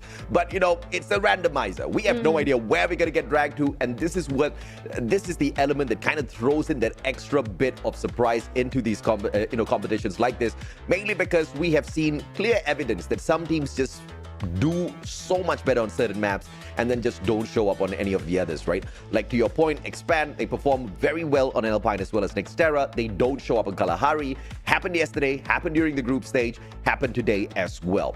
Yesterday, Farang, I want to say they did well on Nextera, but they didn't. And overall, in the grand scheme of things within the group stages, they didn't. Expand, on the other hand, they've been very, very consistent. But AB Radicals, they have the capability of getting to the final circle as well. Freedom Rumble surprisingly showing up very strong in the grand finals. We could see a little bit of them. Illustrados Fuegos, they have been hot and cold today, but I do expect them to really warm up towards the tail end of things, right? So it's really going to be dependent on what the Filipinos do to each other first before we get to the final circle. Okay, so I'm just going to very quickly read this quote because I feel like this is a banger. Like, this is an amazing quote. So for people that don't see on the bottom of the screen, we do have this. So if you're not born like Messi, then work hard like Ronaldo, which I kind of feel like is probably the coolest thing I have heard in such a long time. But it makes sense, right? Like, some people are just naturally gifted at a game and there's not much you can do about it. But what you can do is work on your skill to be a better player. So, I mean, we're not playing football, we're playing Free Fire, but still, you can work on yourself. Why are you pretty sure it's not cheesy. It's cool. No. You probably You probably fall for some very basic pickup lines, okay? Because that was very basic, all right? I'm pretty sure Messi works very, very hard, very hard to get all that he has gotten thus far. He wasn't born with the touch of God. He wasn't born with the gift of God just to be better. We actually don't know Ronaldo works really hard, but Messi works hard as well. I love both of them. And I think it's just a little presumptuous to say that some people are just born good at a game like football. No, it takes a lot of talent. It takes a lot of work, but talent comes from that hard work, right? But of course, you know, I want to bring the conversation to the predictions down to the bottom. You really haven't changed your mind, have you? Access Esports all the way. Look, I told you. Even after seeing everything that you've seen thus far on this day. Look, I told you I'm hostage. I cannot. When I sit for a team, I sit with them from start to finish. Because I feel like as a real fan, you should stick by the team that you're supporting. Danny. What? 2 points from game 1, 5 points, and then 5 points, and then finally they did well on Alpine. They picked up 9 points for a total of a great 21 thus far. Okay, you will pay for mocking my team now. They will win this. I'm not mocking your team. I'm just asking, did that not convince you to change your pick for game 5? No. So I'm probably a horrible fan. I really am committed to teams that I root for. So like if I pick a team, sound like I'm a Man United fan. Luckily I don't watch football, so no, definitely not. You know, the saddest story in the world is I'm a Man United fan, and I'm saying that. So much for that. Visionaries taking the hot drop at Intellect Center. Not a very smart move against Geek Fam. No, generally not. But you know what else is generally not a good idea? To compete with Ilustrados Juegos when it comes to that blue loot zone. And as you can see, we have AB Radicals trying to make a return. And interestingly enough, we have 2 of Farang trying to compete with AB Radicals. We've got Jembal in the middle of this as well. And I can't see who else is in there. But this is a remarkably strange move from Farang, if I have to say. Like, it's a great move from everyone. Yeah. We've got 3 hot drops in the game of Nextera. Let's go, baby, because we usually don't get this many engagements at the start of the matchup. Access Esports, they turn tails. And like I said, the curse still continues. Not you, Daddy. Definitely not you. The curse of X-Roy. All right? Started off really good. The confidence was there. You know what the boy does not have? Restraint? No, Doa Ibu. That's what Expand has. Mama's prayers. Okay. That makes more sense, actually. Mama's prayers. Mama's prayers just work. Yes. Oh my goodness, he must miss those prayers. All right. So no, I mean, let's face it, right? I mean, Cheain has been the rock of Expand thus far. I have no idea what tempted X-Roy to leave, but I think that was a horrible move. But of course, great player. I think his chemistry with the rest of Access Esports is definitely going somewhere, just not within this season. I think to catch up with what Expand has been able to bring out thus far is going to be quite the monumental task for them, because we're talking about a difference of a minimum 80 points between Access as well as Expand. Right. Well, we'll see if things change in this game, because we haven't seen too much change in this the grand finals at all, to be completely honest.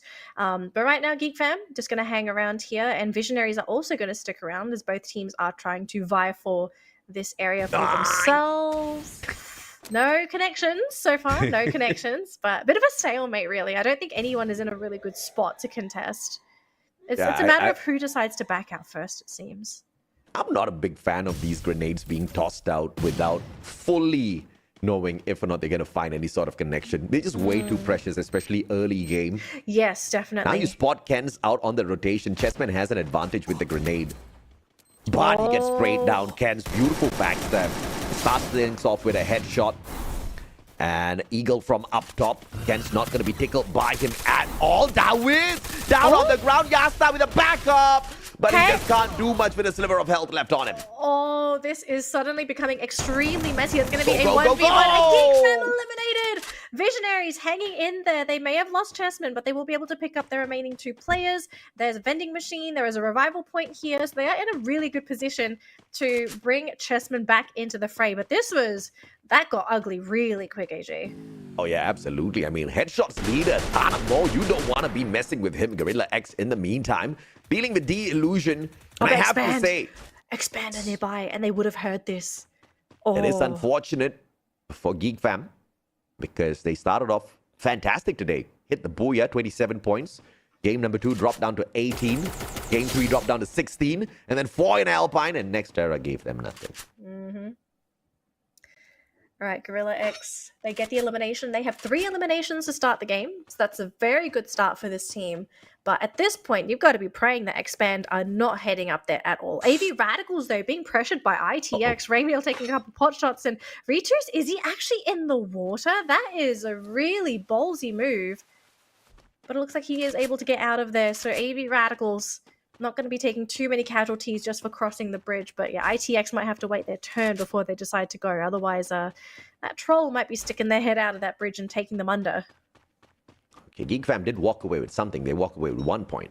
But there's consistency here, a downward consistency, which is not great for Geek Fam because, I mean, what's worse than 1 point is 0 points. So I'm crossing my fingers that doesn't happen to them in the final match of the day, because if it does, I think it's going to be a little bit too funny to not crack a joke about that later on. Well, let's not talk about that now, because we still have this game and it's literally just started. You gotta set up the storyline. You gotta set it up. We'll get there. We'll build up the suspense by not saying anything more about it now. People are wondering, like, hang on a minute, what's this joke going to be about? What we can talk about is Expand. They have a rather free map. They are in a really good spot, just hanging around the edge of that circle, just looting. There's literally, again, we keep saying this, they're just not being pressured. Like, I don't know how this team does it. They do such a good job at either avoiding fights that they don't want to engage into, and they're able to just somehow pick and choose the right fights. It's kind of crazy to think that they haven't been surprised by anybody. Like, we've seen numerous teams just getting jumped on by another incoming team, but that just never seems to happen with Expand. Like, I don't know how they do it. Is it a case of them analyzing the general pathing of the teams? Is it like a feeling? Because I have spoken to pro players for other games, and there are some skills that end up just becoming feelings that us players, like us noobs, we wouldn't understand it. Deadable. One more. He gets it to the 4th one. And Jasmine now going in for the push. Drogon in hand. Just needs to click it once. Goes for the spray. And Gen X is there for that backup as well. Toby is going to be lost though, but it seems like Gorilla X is about to bite the dust. And Toby will pick up the 3rd elimination for the squad as well. Nobody else can get away. Visionaries picking up lots of eliminations, 7 eliminations for them, so great start for them on Nextera. I wonder if it's going to continue though. So far they haven't been punished. Luckily for Gorilla X, they still have Yan. So Yan can try and go for the revive for his team. It's still early too, so the blue zone's not going to do too much damage, but he's going to be way far out in the outer circle, and he's actually quite far. The revival point is right next to ITX. This is not good. There is a vending machine, but the chances of him making it in there without being spotted by ITX very slim, because I think their paths are going to cross. Yeah, tactical index, they know exactly what to expect here. Running straight towards Yan. Visionaries going for that flank around towards the revival platform as well, expecting to meet Gorilla X there. What they're not going to be expecting is tactical index and a hot fight outside of the circle, as it's going to move in the next 10 seconds. Tactical index, they've taken up the compound already, and they've circled Yan out. Revival platform is across the players of tactical index, and Yan's running out of health. 2 medkits on him. And a bit of time as AV Radicals gets eliminated by the circle. Hello? What? What happened? This circle doesn't hurt.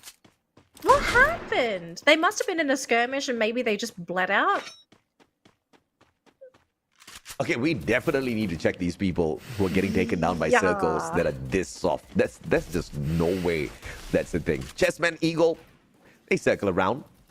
And it looks like the Visionaries are not going to get Chessman out of the equation. But Eagle is still hanging on for his dear life. A sliver of health, though, out in the open. All it takes is, oh my goodness, the sniper of Illustrados M82B. Eagle, even if he does pull out a good glue wall, the penetration through this M82B can just be that final bullet in the coffin.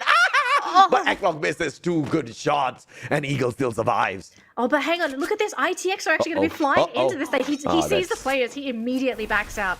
Oh, That must have scared him. But yeah, there's no way he gets that knockout onto Eagle. Actually, hang on a minute. He actually got him. He clipped him. Got him through the glue wall and made it two, baby. And that's how you put the final bullet in the coffin. I doubted him. Oh, look at this though. ITX in firing range of Expand. Sweet baby Jesus. Oh, tactical index taken out, and all of those points claimed by Expand. Now, Ilustrados Juegos, this is going to be a big fight for them. Perhaps even capability of executing revenge here against Expand that did take them out of one of those lobbies very early on. And Expand went on to that final circle. McRory, grenades do not find the connection, but a level 3 Groza in hand finds the tags onto both Axel as well as Crime. Cobra right behind it, Axel! Car 98 in hand, shoots McRory down. Groza player, but not eliminated just yet. He gets picked right back up. Oh, this is such a scary game, but it would have been insane if both of these teams just went right after each other, because these are the two titans on that leaderboard. But as we can see in the middle, it looks like Freedom Rumble going to be contesting Gorilla X for the center of that circle, wanting to try and pick out the compound that they want to be sitting in for the rest of the game. And bottom left, it's actually Farang. We haven't seen this team at all. They have been very quiet because they want to secure their placement points and hopefully the elimination points as well to climb back up that leaderboard. But remember, folks, Expand is still in this game. Until Expand is eliminated, the chances of these teams being able to close that gap, again, very slim. Tatsuya saves Asta's life. Managed to zoom away as Farang tried shooting them down. Axel really low on that HP flank, going in for that finisher. Axel down as well. Two players down and out of the equation already. Too fast, running into his death. There's just no way he pulls this recovery. Flank now trying to shut him down. It's a 1v2. 4 Eyes does have this. Prime MKS down and Expand out in the 7th spot. That should have been a defensive play, but unfortunate call by the captain himself, and Team Expand out, and this is wide open for everybody else. Yep, game is blown wide open, meaning that now it's time for our leaders, our top dogs, Ilustrados Juegos and Farang, to get those points in, because Expand is now out of the picture. There are still 17 players in that game, meaning there are so many elimination points for you to take as well. So if there's a time to go ham, it's got to be now. Do not split these points with these other teams.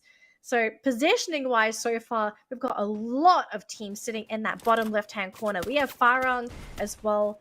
I can't quite see that team logo. I think it's Freedom Rumble over there. These two teams are going to be vying there for positions over there. We do have Ilustrados Juegos just north of those teams as well. And you can see Farang actually trying to apply a little bit of pressure as they try to use that vending machine just there. Oh, this game has suddenly gotten incredibly tense, AJ. Farang versus Freedom Rumble. Freedom Rumble with the better compound to work with to make their way into this next circle.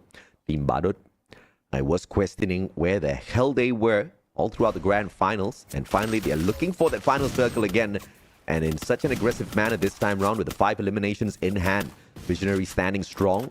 Ilustrados Juegos trying to take them out of the equation. Asta! And it looks like he is going to be saved once again, but Kizu not that lucky this time around. Oh, McRory actually getting caught as well. They need to pick him back up. It looks like they will have the new wall, so hopefully they can get the pick. They got to pick. Oh my goodness, this is not the best place to be at all for Ilustrados. They are completely open. Farang is on the high ground as well. There's no cover. Egglock almost going to go down. Shanks super low as well. They can't finish them off. Oh my goodness. Shanks does go down. Egglock, he's still healing. He's trying to get... They managed to pick up their player as well. Spade crawling. Oh my goodness. This game, AJ. What the hell? Egglock still alive, and he makes it! He makes it! Egglock the survivor, but he runs outside of the circle. Pusangala! And the circle catches him. Spade finally punishes from across as well. It's gonna be Team Badut picking up each and every single one of these players from the side of Ilustrados Juegos, taking the best advantage against Ilustrados, who were at their weakest point. But to the final survivor though, Farang flying all the way across to meet Gen X. Visionaries in a lot of trouble. Spade has got the LMG in hand, backs away from the engagement, and the rest of the Visionaries, they need to flag around, but they're just not in position, and they get taken out. Lucky with a shot that was not lucky at all. Actually, was was that Team Badut that got that elimination? Because the fact that Team Badut are getting these eliminations and Farang are not, this is bad news for Farang because they want to try and get as many points as possible while Expand is out of this game. Now Spade is down, this team is nowhere nearby to pick him back up. Jambal, Faiz and Alif, they are in a really awkward spot because their health is rapidly declining, especially with the fact that they are outside that circle. They need to get in. Freedom Rumble also in a really awkward spot, but Freedom Rumble go down fast. They're gonna go down to the blue zone. This that's not... a GG. Oh, Jumbal's back up, but Jumbal is out. Oh my goodness. Oh, that is a terrible GG, and that means Brent, he is the last player here managing to survive for Illustrados. Away goes, he does not get an elimination. This was not how I wanted this game to end. Well, I was looking for them and I finally found them. Thank you, Team Badut, for showing up strong. 24 points picked up. They hit the booyah. They hit the 12 eliminations as well. Great vulturing in that final circle, taking shots from across the map, punishing Ilustrados Juegos, who, by the way, just dropped the ball big time. But great play from Eklog. I mean, not many people face off against Farang in a situation like that and get away. The footwork, the mechanical skills to play defensive, crazy stuff out of Ilustrados, right? But they just had to run towards the blue. And then they got them. This game was not how I wanted it to end, AJ. I was looking at Farang and Ilustrados. You were looking at Axis. To go. Okay, Axis were long gone, okay? So I had to pick somebody else. But here's the thing though, I really was looking at these Titans because this was their time to shine. Their time to get their eliminations, to get those points, right? Because you really, really need to double down on Expand, especially if they're out of the competition. And it's just, I am sad because they just weren't able, none of them were able to really go off, right? Ilustrados, they had a very awkward position, left with one player. There's not really much you can do in that final circle with one player aside from hide. And then Farang just crumbled. And I guess like the sad reality as well with Farang is that Farang isn't naturally a team to look for eliminations, right? They are normally a passive team. They are very good at getting their placement points. But when it comes to eliminations, they just have a lower chance of going off compared to everyone else that they're currently competing with. I don't know about that because in the group stage, they did get the highest number of eliminations, 137. That's the group stage though, like, we've got to look at the picture here for the grand finals, right? And so far, the grand finals, I'm just not seeing these eliminations that I would like to see. Yeah, I mean, the group stage, they showed us what they're capable of. But in the grand finals, it's just an unfortunate performance from them. Wrong calls out there in terms of the engagements. They have been very aggressive, and all of that aggression hasn't really been turning out in terms of positive runs for them. And, you know, some of the aggression I'm talking about is dropping very close to the blue circle and continuously pushing in 2 scouts towards the blue, and the 2 of them just playing the game of recovery. I don't know where they took that strategy from, but it's a terrible strategy. You're putting yourself in such a tough spot at the very start. You're just building up extra disadvantages for yourself in a game filled with titans like Expand, who would be more than happy to take advantage of those situations, right? So, you know, Farang's just not giving me any bit of confidence in the grand finals because it's a team that's very capable when it comes to mechanically engaging out there, but the strategies have just been horrible. Lacking. Yeah, horrible. I do agree. I'm not a big fan. So, I mean, we've seen this team, they have proven themselves, okay? It's not a case of like they're just popping off. They're just a team that came out of nowhere. This is a proven team. So, can they pick it up for this last game? Like, they can, they should, they have to. But the issue is like we don't even know if it's going to be on a map that they're capable on, right? Because it's a hot and cold team. Like some of these teams are really just going off on certain maps, and like Next Terra, it's like it was okay. They got the placement points, but I think they also got lucky that Team Badut, of all teams, got rid of Expand. Because if it wasn't for Team Badut, I'm 100% certain I think Expand actually would have taken that game. So. Like, what is this last map? Is Team Badut going to be the kryptonite that Expand never knew? Like, what kind of factors are we kind of looking for in this last game? So I'm kind of glad Expand didn't run away with this matchup because then you would have gotten your 100-point lead for sure. right? So they kind of got held back in this matchup. They still did get decent number of points through the elimination, so they're going to be fine because at the end of the day, it has been a pretty massive day for Expand. I mean, thus far, I'm not too sure exactly how many points the team has picked up, but it's definitely more than 50, right? And that's a very decent day, especially from what they were able to pull off yesterday on a massive day of run. All they need to do is just show up on average, and they should be able to be the champions that go on to the Free Fire World Series. But I'm expecting them to make this their playground to really test out some of their strategies in a more aggressive manner, because when they have been bringing out that aggression, they've been managing to fly through all of these lobbies. And they've been slaying yesterday. I mean, record-setting runs yesterday, a pretty massive round earlier on as well as they picked up the Booyah. So the one thing that they do need to go their way, though, is the map. If we get either Bermuda or Alpine, there's a high probability they're going to be at least at a 70-point lead by the end of the day. But then if it's Kalahari or even Purgatory, then we could be looking at a bit of a different picture. But again, like we're praying at this point, like what map is it going to be? Who is it going to favor? And then is that just going to basically tell the story for the rest of today? Because ultimately, if we compare yesterday to today, not like I think major aspects of the tournament haven't really changed, right? Like ultimately, Expand are still sitting on currently, like not confirmed, but currently sitting on that Free Fire World Series invite. Like nobody is in the running, and even if you win this last round, like that's not going to get you close enough to taking that away from them. You're going to have to really push through and finish strong on day number 3, which is going to be tomorrow. So what's this map going to be?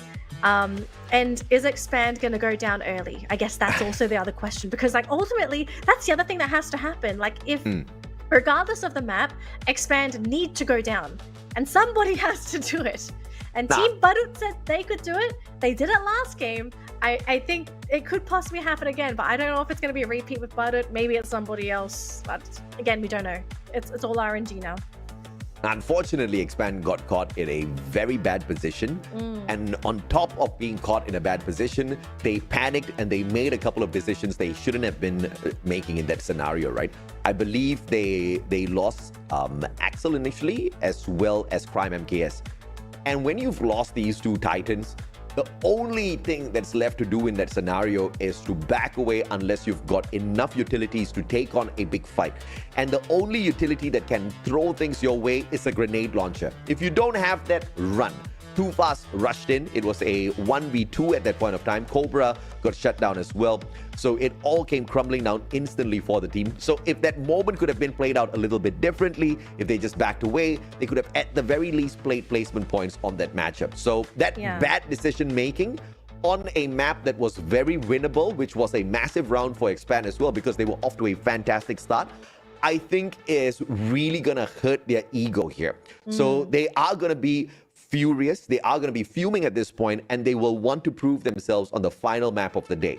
As long as we land anywhere but Kalahari, there's a high probability Expand, just because they want to prove themselves as the champions of Malaysia and MCPS, take that final Booyah. If we go to Alpine, it's going to be a guaranteed Booyah, because they got so close. So close. Just one mistake. Just one mistake. Well, we'll see what the mistake is going to be. Is it going to be the map selection, or is it going to be their execution? Like at this point, like we're just waiting for the admins to decide to tell us like what this final map is going to be. Like I'm sitting here and I'm just there's this tension building. Like what is this map? Who is it going to favor? That's a probability that Farang puts on a great performance as well, right? Because thus far, they've picked up the most number of points within the day of play, a total of 73. Expand's not too far away. Yes. They're at 70 points. So all Farang managed to do today was catch up with 3 points. It's just insane. Okay, if you really think about it, it's just absolutely insane what Expand has been able to do in terms of the distance that they've been able to keep against all of these other teams, even when they are not at their top flight performance. You still see them. I mean, Kalahari once again was a no-show for the team. They struggled a tad bit, but they tried to bounce back. They did manage to get that the job done at Bermuda and Purgatory initially with a total of 30 points. So good start from them. Let's take a look at other teams as well, right? For example, Ilustrados Juegos. Today, I was really expecting them to be that number one squad, but they're not too far away from that. 63 points picked up so far. They can end the day with at least 80 if they show up strong on the final map. Yeah, but I do think, I don't know. Yeah. Okay. Why? So Why? Tell me why. I kind of have my doubts. I think today, maybe this is just a me thing as well, I actually had much higher expectations of Ilustrados Fuegos. Like, I think we both agree that they're a very capable team. Yeah. I was just hoping that, especially on the maps that they kind of flopped on today, that they didn't, because they really needed to get those points in. That, like, I put them on the same level as Expand. Like, if you gave me these two teams, I would say that they're actually on equal footing. They are that good. It was just they made a couple of mistakes, very critical mistakes, that set them so far back today. But yeah, I'm gonna leave my little pity party behind, because we're gonna talk about some happy things, right? And it's gonna be Jans, who is the MVP for this round. He's picked up 7 eliminations for the team, 2.6k damage for his team as well. I just, I kind of hope Team Butter. I don't care what map it is next round, but if you guys can shut down Expand, that would be Exactly. great. Brings in the Tatsuya. I mean, the guy was just running around on the battlefield, super sneaky, right? Brings in the SVD, a lot of long-range engagements from him. You see the J-Beebs as well, gives him an extra layer of armor alongside Andrew, the armor specialist. He was super tanky. Tatsuya gave him that extra boost of speed. He was super fast on the battlefield as well. I mean, the guy was just, performing on so many fronts, all thanks to that. You've got a tanky build as well as speed to overcome all of your other opponents and zoom around those glue walls. He is going to be bringing up quite a bit for Team Badut. But as long as they make it to the final circle, then you're going to see him out there, right? But Team Badut hasn't really been showing up in that final circle all that too many times in the grand finals. Yesterday and today, I think I can count on one hand how many times they found that final circle, right? So fingers crossed this is going to be the start of something beautiful for them on the race to, at the very least, the top 3. Because top 5 is pretty much guaranteed with this performance. Yeah, I kind of agree with you at this point. Like, we're so late into the competition as well. For anyone that's just joining, today is day 2 of our 3-day grand final. So we are almost done and dusted for today. We still have 6 more games tomorrow, but these teams are starting to reach the end of their grand final journey. They're running out of time to get those points. The lead for first place is massive. The chance of closing that gap it's possible, but it is slim. It's going to depend on the performance of the remaining 3-4 teams occupying the top of the leaderboard. And so far, we haven't seen one team really stand out to challenge Expand, who is the team that's sitting on top of that leaderboard. So we are getting ready to jump into our final game, and it's going to be on a random map. We still don't know what this map is going to be and how impactful this is going to be for the teams that are going to be actually competing in this final game.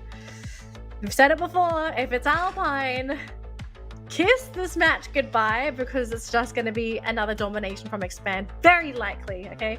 Slim chance someone ruins their party, but most likely it's going to be Expand. If it's Kalahari, we could see that gap close. I missed out. We're definitely going to see the gap close a little bit if we go to Kalahari, right? Because Expand is going to melt away because they love the snow. Expand's the Putri Lilena of the competition, all right? Yeah. They just love the colder areas. They love the colder maps. Purgatory as well tends to be a map where they're not the best on as well. I think that's something to sort of consider. But we are going to have a look at the map schedule here. Are they going to reveal the final map here? But they're not going to reveal it on the screen. No, we have to go to the randomizer. So we just randomly... Okay, well... All right, we'll just go. In 5 seconds, apparently, we're going to jump into our final game. So, ladies and gentlemen... Come on, give me an Alpine. Disaster has struck. It's Alpine. It is Expand's signature map. Let me say it again. It's the signature map. Okay, hang on. Can someone call Team Badut? Tell me. Does anyone have their number? Kevin on speed dial. We need to call Team Badut. Hey guys, can you just take out Expand again, please? Thank you. Axis does really, really well on this map as well. So I'm pretty sure you're gonna assume that Axis is gonna win the final map because you already said that from the start of the day.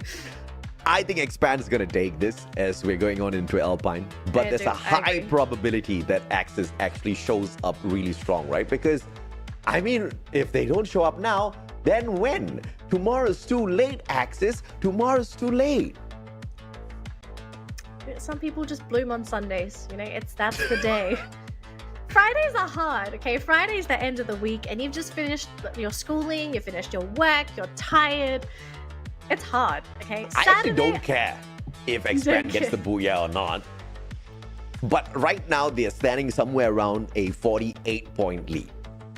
If they can get 12 points more than Farang, make it a solid 60-point lead before we head on into the final day of battle, yeah, I think that would be enough for me already. Because once again, we're still looking for a dominant run from anybody out there. The only ones that look like they are this close to challenging any of the global teams at the moment is Expand. And we've assessed this based on their dominance on the maps of the grand finals, their composition, sticking together as a squad. This chemistry has been absolutely perfect. And they seem like the best team thus far. So they really have to just take this final opportunity to prove that. Yeah, so very likely to go in favor of Expand, but who knows, Axis could possibly take it. We're just waiting for this team to maybe someone give them a coffee order, you know, just order some Starbucks or something. Slap them. Wake them up. Well, it depends, you know, some people are different. You need to encourage them. Some people need coffee, some people need a bit of a scolding. I don't know the players, so some people need prayers, you know? Axis went from 3rd place down to 8th spot, okay?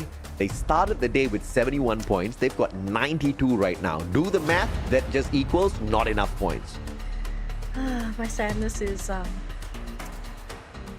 They've picked up an average of 7 points per map thus far. That's ridiculous. My Actually, no, an average of 6 points per map because we played 5 already. That's not good at all. But this time around, AB Radicals, Ilustrados Juegos are going to be pulled all the way to the end of the... No, they're hopping out early. Wow. This is different. Are they scared of someone potentially hot? Are they going to Forest Red? Ilustrados? Do you want to challenge the Malaysian champ? But it depends if the Malaysian champs even go there. Malaysian champs do hop on out. Where are they going? Oh, they're skipping. What a smart play. But Team Badut is going to get hot dropped though by Expand. Jans is going to be caught between Ilustrados as well as Expand. Expand is actually shooting out all the way to Blueville. We did talk about this. We talked about Expand being targeted by some squads, especially on maps where it's going to be a guaranteed win for them. And this is just big brains play out of Expand. I love how we're starting things off. Wow, okay. I think I'm on board with this. Pretty interesting. On the other side, though, we are seeing Farang actually running into Visionaries, and Visionaries are looking pretty injured right now, as they do have a couple of their players hanging around. Now, remember, we just have Jumbal here all on his own, but Spade better back him up, so there we go. Spade gets him, get that elimination. Eagle going to go bleed out. There we go. And actually Kenshin going to be able to catch out Redface on the other side of the map here. So, wow, I am actually quite shocked at the fact that Farang decided to be so aggressive this early on. Now, if they can actually pick up the elimination, did they pick up Jumbal? This game is getting a little chaotic. Farang chessmen from across the map. Very low on HP already, Alif. On the sprays from the right-hand side, but it's going to be Spade that finds the connection with the RGS-50.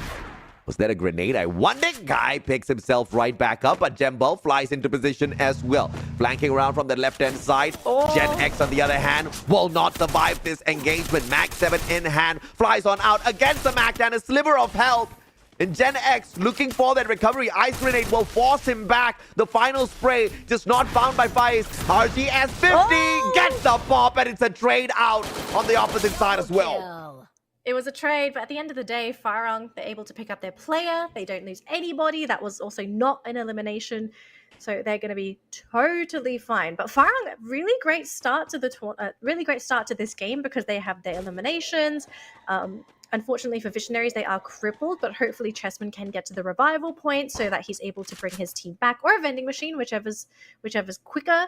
Although there is ITX nearby, so Not ideal. Looks like he thinks it may be safe to go in. So he will make his way, but not the best start there for Visionaries. Oh. Status for the other teams though. So ITX, they're going to bring back another player. So they're fine. Visionaries left with one. Now Gorilla X is left with 2 players. De-Illusion only has 1 remaining player. And Expand is still down 1. So not the best start for Expand. Not the best one at all. They took the hot drop against Badut out in the open at Blueville. Nobody expected Badut to go towards Blueville as well, but it is what it is in terms of luck. Axel out in the open. Maybe if he gets caught out, it's all going to be up to Crime. It's actually starting to feel like a sign, AJ. The fact that Badut is the one to be punishing Expand of all the teams to be punishing Expand Badut. Insane. But for now, I think at this point you're kind of wanting to look into stabilizing if possible. Although, if Godfreezer thinks about contesting Expand, that would be great as well. But no, both teams are just going to leave each other alone. Try and maybe regroup with their teammates or stabilize the game. That's going to be the most important thing. Although Ramiel from AV Radicals, he is alone. But GeekFam out in the open. Oh my goodness. Yasta actually getting the knock. Although Return and Ramiel on the side of AV Radicals, they are down. It's going to be just Tanamo and Retus to be taking this fight. And it looks like they're just going to leave them at this point.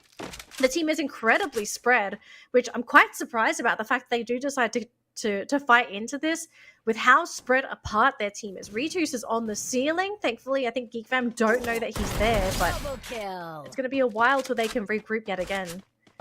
Freedom Rumble can interfere as well, and it looks like Yasta's moving straight up forward, and this is going to open up GeekFam to the whole team of Freedom Rumble, and Retus will have an advantage as well to take that back step.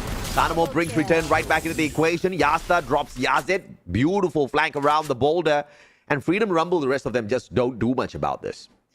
No, their teammate was quite far away. I think they possibly were just maybe looking to scout, or they were stuck behind that rock because there wasn't really much else that they could really do at that point. And Axis. And Manafor is down. They do get that elimination there onto Zipnu. So Axis, they're actually sitting on 4 eliminations. Pretty surprising for this team. I mean, as an Axis supporter, you know, like this is good news for me, but I am surprised that they were able to actually get quite a lot in this map. If X-Roy left because he was carrying Expand, I think he's carrying an even bigger burden this time around in Axis. The guy just can't seem to find any heavy backup when it comes to the gunfights. The constant performer for the side of Axis Esports. Expand, on the other hand, just changing their drop spot. They would have risked a 50-50 against Illustrados if they didn't do that. But I do think they are the better team in comparison to Illustrados, especially in the grand finals. We've seen the aggression just go to the way of Expand. They risked it, pushing out towards Blueville. Didn't expect to find anyone. But Team Badut was there to just clown them all the way into a duo survival mode now. This is really, Radicals, really tough. The fact that GeekFam are actually camping this bridge here. Poor Tanamo, like he doesn't really have much anywhere else to go. There's another bridge he could potentially take, but yeah, this is a pretty difficult game, not just for Expand, but also AV Radicals. I actually want to quickly go back onto Expand, right? Because we did see that top-down view of the team. Expand are left with 2 players. I don't believe they've reached a revival point to pick anyone else up, but they were also split, and was it Crime that was in the middle of Illustrados Juegos? Like this is, you know, considering that this is also their best map, this has been probably the toughest game for Expand. That is true. But they're still surviving though. Anything could happen because we have a pretty silent game out of all of the teams here. Refusing to take any bit of chances. Just waiting to play the game of survival, circle after circle. And not a single team eliminated thus far. Can't say for the numbers within those teams though. Aleph has to play defense here as they back away. The attackers are the Visionaries. Got information onto Farang, and Farang just does not want to engage. Moving out away from Militia, away from the next circle as well. Looking to take a long rotation through Snowfall, maybe into Garrison, and take the opposite side of the map where they assume they'll find lesser opponents. Yeah, and then in the meantime, ITX is also sitting on a revival point. So ITX going to bring back their team. One more. One more. Can they get him? Godfreezer goes down. Beautiful. It's going to be an elimination there for Expand. So it looks like they did manage to actually pick Cobra back up. So that's good news so far for Expand. And, Team Battle! What? A team wipe from Ilustrados Juegos of all teams. I mean, Ilustrados Juegos are really good, but I didn't expect Badu to go down that easy. We barely got to see that engagement, and it was an instant wipe towards the very end. Looking at the number of glue walls, it could have been one that was just dragged out a little bit too long, and a final few shotgun pumps managed to find the finisher. Farang, on the other hand, going in for the pursuit. Tactical index. Don't have a lot of players on their side. Speeds, Bison in hand. Jemble's got the charge buster. Good glue wall erected on the left, and that's a fake. Speed's going to be trying to recover here. Spade on the backup as well. And that's just the end for Tactical Index in the 11th spot. Very unfortunate for Tactical Intex. But again, this is good news for Farang because they are slowly picking up all those eliminations. So Farang well on their way to potentially getting a lot of points for this round. And AJ, we did predict that this should have been a game that goes in favor of Expand. So far, the game is not looking too easy, but they have recovered their entire lineup. But yeah, this might actually be the one time that Expand doesn't take Alpine. This might be the one time where your prediction of Axis actually gets to the final circle and wins the Booyah for themselves. Look at them. 5 eliminations already. Please don't jinx my boys. They have had a very hard day today, Excuse sir. me. I have not jinxed them the whole day. Take it back. Okay. For 6 eliminations for Ilustrados, so they are off to a fantastic start as well. Geek Fam with a 5. Farang with a 4. All the teams that do need points are getting those points. Gorilla X will be able to finish off the final player from the side of the Illusion, but only 2 more hanging on for their dear lives. Hayes just got brought back in, but he did manage to find that grenade launcher, which happened to just save his life. And there is a buy point there, so he could actually bring his teammates back if he needs to. But yeah, eyes on Ilustrados Juegos, our elimination leaders for this game, on their way to potentially taking this match, but with Extreme not fully equipped, but they are in this game.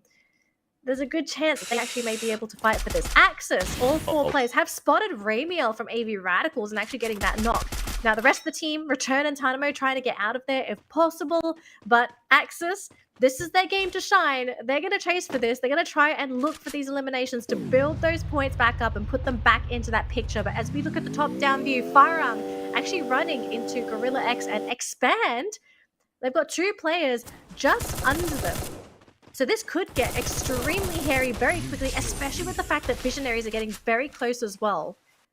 Cobra back too fast as well. Full squad, but Farang taking on 2 players. Crime MKS trying to rotate around as quickly as possible to get that backup that the captain deserves. And he's got a vehicle in hand as well. So Too Fast is going to pull that long rotation around. Faiz! First connection with the car 98. Just needs 1 more shot. He rotates around. Positioning and the car in flames. He just needs 1 more shot. Spade looking for the finisher. Too Fast, a sliver of health. Goes for the prone to patch himself right back up. Car up in flames. Spade looking for the grenade and finds it. But unfortunately for Team Expand, they're not going to get their captain, but they will be able to find the next circle. They'll find the next circle. This was a minor casualty for this team. They could actually get a recovery from this. So it may have actually been good news that Too Fast was the one to only go down here as, oh my goodness, Visionaries actually looking to get a elimination here onto Gorilla X. So that's going to be very nice for the team. Just wanted to finish with the pan, finishes off with a gun instead. And looking at the team so far, AV Radicals finally getting eliminated. Ritus, the last player standing for this team, getting picked off. And AJ, we are left with 8 teams, 28 players. And this circle, there's just not enough real estate for this many bodies. Yeah, Farang now in a lot of trouble. Circle has left them high and dry. Visionaries gatekeeping them at the same time. Ilustrados taking on Freedom Rumble. So this is going to be the perfect opportunity for Expand to find their recovery as well. Big hot fights happening on their left and right hand side. All Expand needs to do is just keep quiet and move in towards the next circle. Freedom Rumble though finds that backstab. Eklock goes down. Good grenade coming out from Kizu. McRory on the other hand, very low on that HP. MSMC in hand as well. Asta circles around. Right behind him, the rest of the players of Ilustrados Juegos going to be caught outside of the circle. Good glue walls. Grenade! The cluster catches them. McRory cooks up one as well. Another cluster drops McRory before he can toss the grenade out. And Ilustrados, everything comes crashing down. Red 2, final player. He gets knocked out as well. And Freedom Rumble wins out that bout. Oh, big deny there from Freedom Rumble. And the fact that they had the perfect positioning for that deny as well. That's going to be shutting down Illustrators Maker's dreams of getting those points. Axis in the meantime have engaged into Geek Fam, and so far things are looking amazing for Geek Fam. They're coming in at all angles. Axis, they are completely cornered, and it looks like their players are going down one by one. Axis are out in 6th place. Geek Fam are now our elimination leaders with 9 eliminations. Solid team ace coming through from Geek Fam. Axis Esports stood no chance against them whatsoever. Farang Spade, on the other hand, though, in a great position out on the watchtower. Visionaries, Chessman, gonna get tagged up, but you're tagging up the wrong player. He's got an AWM and is not afraid to use it. Fire is shooting from the opposite side. It's gonna be the M82B with the capability to penetrate through all of those glue walls. Nairi's gonna be absolutely ineffective. Expand, on the other hand, looking for a flush. Freedom Rumble have the man advantage. Oh, but can they go up there safely? Now, this is Expand we're talking about, and this team is very good when it comes to executing their defenses. So if Freedom Rumble make a mistake, that's going to be 4 eliminations going in the way of Expand. They're playing very patiently, trying to flush with those grenades, but they can't quite find that opening. There's lots of explosions. Oh, smart play. Expand just bringing up all of the barricade of glue walls, blocking out the windows, and Freedom Rumble initially starting off with multiple glue wall melters to take down the defenses. Expand just played the timing really well, and a multiple of those grenades got bounced right back, all thanks to the glue walls as well. But now the glue walls playing against Expand themselves, shutting them in here, and the health will be taken away by the circle that moves away from all of these players. Crime MKS very low on the HP. Cobra gets sacrificed. Axel goes down. Crime the final hope, but they're gonna get gate kept all the way to the final moments. Expand out of the 4th spot. Man, that was a brutal deny coming in. The fact that they just kept them locked up in that compound, knowing that Expand wasn't able to leave freely. Freedom Rumble building up the hopes and dreams of Farang, because Farang is one of the last Titans alongside Geek Fam remaining in this game, and there are a lot of warm bodies here to get those elimination points off of. So if there's a time to get those points and to build that lead back up and to catch Expand, that time is right now. And if you take a look at the area so far, there's hardly anywhere to hide. It's going to be glue wall central for all the teams remaining. Yeah, Geek Fam interfering, but they're shooting the wrong team. Freedom Rumble caught between Farang and Geek Fam, and unfortunately they'll have to go down in the 3rd spot. But now Geek Fam, they are going up against Farang, who are being pressured by the circle as well. Great grenade will start off the engagement. Fires down, Spade the final player. Geek Fam gets the final booyah of the day. They started off hot, they ended hot, and they did just enough to be one of the best on day 2 of the grand finals. What a flawless ending for Geek Fam to end with. I think it was 16 eliminations. They get the booyah as well. We've got some dancing as well. Yeah, I think this is bringing the team back into the fold. The game was so hard they had to put the pillow on their head. But Geek Fam, I think of the three, sorry AJ, but of the 3 teams that were chasing after Expand, I think I had the least amount of faith in Geek Fam. They are starting to really prove me wrong with how they're playing. I mean, Geek Fam just keeps waking up at times, and then most of the times just going back into deep slumber. I don't know if or not I want to put my money on a team like that, but they've done enough to be not just one of the best, but potentially the best in the day of play today. The teams that are challenging them for that #1 spot, though, are teams like Farang as well as Expand, who have 73 as well as 70 points. But that was the total tally before we started off Alpine. Geek Fam had 66. And like you mentioned, this was a massive round for them. So it puts them in a great spot to be for sure the top 3 performers. But the question is, can they take that #1 spot and also cut the gap between themselves as well as Farang? I have this sneaking suspicion that Farang and Geek Fam may be right on top of each other when it comes to points. Like, I don't think either of these teams have broken apart from each other that much, especially with the fact that Geek Fam ended with so many eliminations. But yeah, it's really just going to be a race between these 2 at this point. Any points that they can get over Expand is really just a bonus. Farang did survive for quite a while after Expand. But it was classic Farang, right? Like, it wasn't a case of this was Farang chasing after those eliminations like Geek Fam. They played their classic Farang match where they were very quiet in the early game and they only really poked their heads up when it came to that late game. So unfortunate for Expand because Freedom Rumble just had the better calls out there. And what started off as a great defense turned out to be the exact factor that did expand in, pulling out too many of those blue walls. Too late as the circle left them high and dry, just ended up being the death of Expand.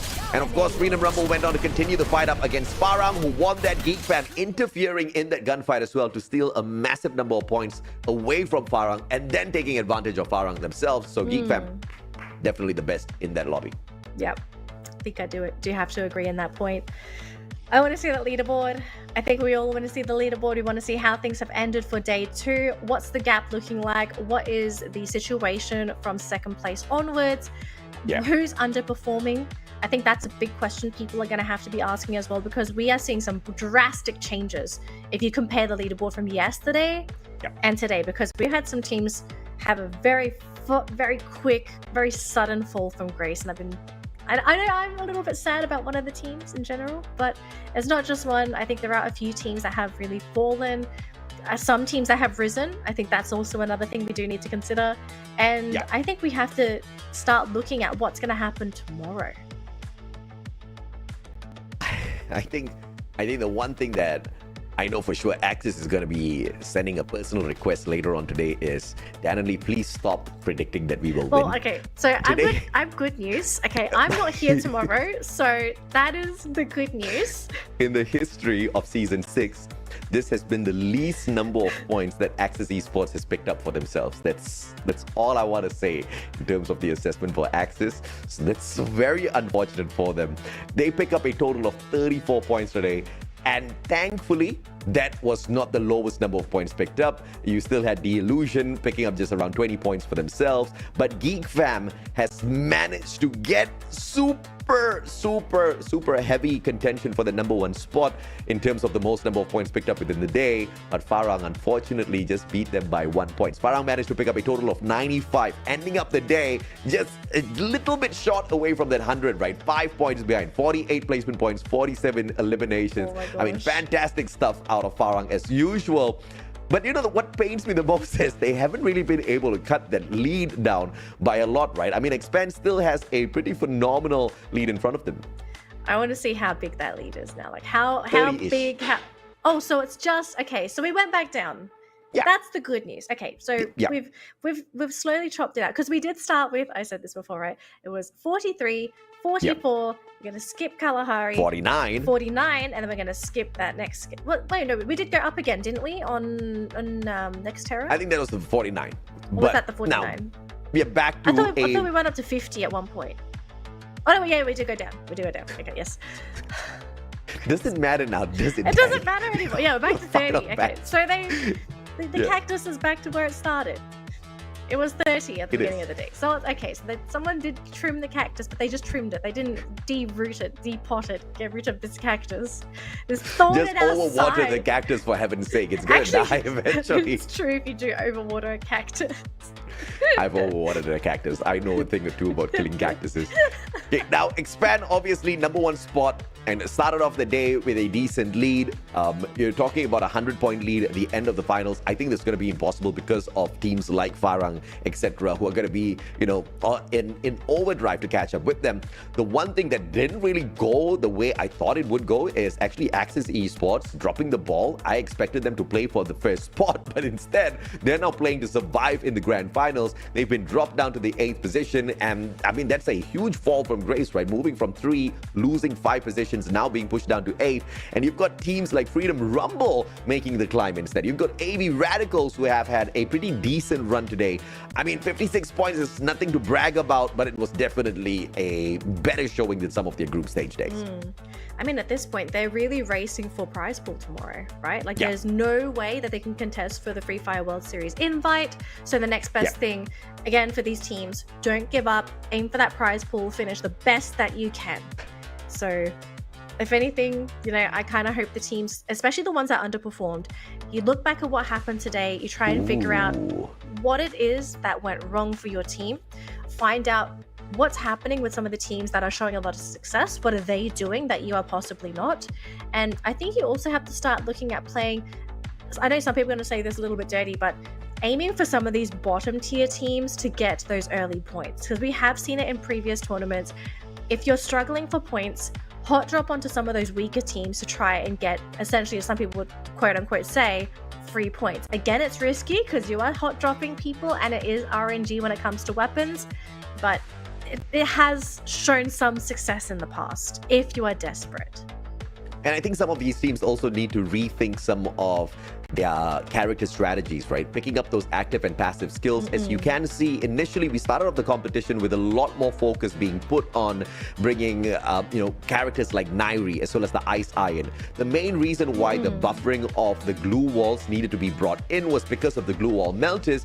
But now there is something that is able to overcome those glue walls that have been strengthened back with once again. And that is by bringing in Alvaro. That's by bringing in the awakened form of Alvaro as well, where you've got the cluster grenade. I mean, lobbing those grenades over glue walls have just been such a great opportunity for teams to take the advantage. And that's what we saw out of the MVP of Geek Fam as well, right? Running that A124, he also had that Alvaro in his build as well. He brings in that Moko with a hacker's eye, giving that extra bit of information. But in the overall grand scheme of things, Geek Fam, this was them waking up from yesterday. They showed up. It was a decent day for Geek Fam, but today they pick up a total of 94 points, which is pretty insane to think about how they started off pretty slow yesterday. Well, they could be They late got almost bloomers. double. Yeah, I think this might be a case of Geek Fam just being late bloomers. And it does happen sometimes where teams, they start off very slow, they do very poorly on the first day, but they need a couple days to really pick it up. So if this is this is what's happening with Geek Fam and they look this good today, what are we actually going to be expecting tomorrow? Like they're on an upwards trajectory. If they can keep that going, I actually think that they can threaten Expand. And I think Expand are going to be sensing this as well, especially when it comes to tomorrow's prep. Yeah, they're definitely going to be competing with Expand. Perhaps not directly most of the time, unless they do take a very ballsy hot drop. But it's going to be mainly for the vulturing out there in terms of points, playing these aggressive games, because the more points Geek Fam takes in terms of eliminations, the lesser that Expand has as they run towards the final circle. But it just doesn't seem to be a very aggressive form of Expand that we get in here today. It was more of a average performing version of Expand that's doing just enough to save their points, which I think is not the kind of Expand I like. Yesterday's form of Expand, especially in the final 3 games where they were just all out adrenaline pumped and they were just going out there hungry for eliminations, that's the kind of Expand that's going to dominate MCPS as well as the World Series later on. And I want to see that form of them tomorrow. Yeah, I do agree. Because you already said it earlier, right? Like if Expand get enough of a lead, if they wanted to, they can transition to play like this, but it just makes more sense to play as if you have everything to lose, because that is the reality of what's happening here, right? Like they still can lose that first place spot. That's also their ticket to the Free Fire World Series. So I think if anything, Expand are going to have to look at today. They might actually have to just take tomorrow seriously. Play all of your games seriously. Don't play average. Play your best. Because if they lose that ticket because they choose to get complacent, that is going to be like emotionally shattering for the team. But here's the leaderboard. Absolutely. Parang 163, 34 points behind Expand. So that's very doable. That's very catchable. I mean, one game at Kalahari, a massive one for Farang, a Debbie Downer for Expand, and you're probably going to get them in a 1-match range already. And if Farang starts off the final day of the grand finals, just like how they started off yesterday, which is picking up a solid booyah on Bermuda, and then continuing that up with their pickup on Kalahari as well, I think that's already going to be putting them in an arm's length reach away from Expand, taking that #1 spot away from them. But we can't forget that Geek Fam is on an upward trajectory as well, super close to Ilustrados Juegos, just 1 point separating them. So of course that #1 spot pretty much could be lost. Expand needs to do everything in their power to keep it on their side tomorrow. Yep. So if anything, all eyes are going to be on Expand for tomorrow's performance. If they can just maintain a good performance for the majority of the day, they should be able to stay in first place. But, I'm kind of looking at Geek Fam here. Like, they are showing a lot of promise. They really surprised me, if anything. mean, once again, Farang picked up 95 points today. Geek Fam picked up 94 as opposed to what they brought in yesterday, just 56 points, almost double of whatever effort they put in. So much more aggression from them. So many things went their way today. And I have to say that plays a factor in a game of Battle Royale. It always plays a factor. It's RNG. You do not know what's going to happen. You do not know where the circle is going to pull you. You do not know exactly which team is going to be in front of you. But you have to play this as strategically as possible. The investments to get those UAVs, to get those drones, to do the scouting ahead of you, to get those R1s, to pop those binoculars, to do everything in your power to engage from afar. All of those factors are going to accumulate to a very strong team in that final circle. Who gets to execute those plays, though? So, of course, going to be our biggest question for tomorrow, Danny. Well, my biggest question is actually, what's that random map tomorrow? Because we had Alpine today. This was supposed to be Xpan's time to shine and to build up an unstoppable lead. And yeah, exactly. It wasn't. And so heaven forbid that final map tomorrow, it's going to be something that is so ridiculous that it's going to basically have them finish with single digits again, because that's going to be an opening for these other teams to make that catch up. But well, I mean, today's done and dusted, AJ. Thank you so much for joining me. And to all of our people that have tuned into the broadcast as well, thank you for joining us. It has been an absolute pleasure being able to bring to you day 2 of the MCPS Majors Season 6, Day 2 Grand Final. Make sure you come back tomorrow for Day 3, because we're going to be crowning our champion and finding out who's going to be representing our region at the Free Fire World Series. But until then, have a great evening, and we will see you all tomorrow. See you guys there.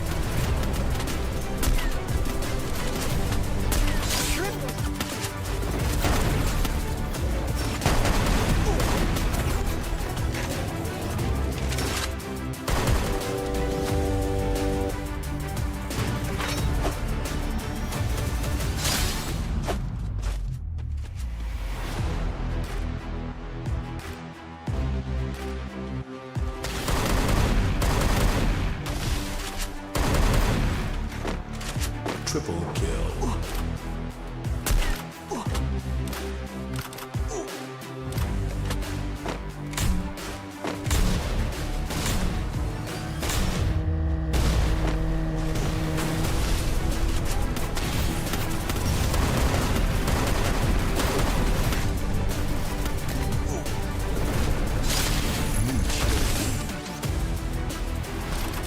Dominating.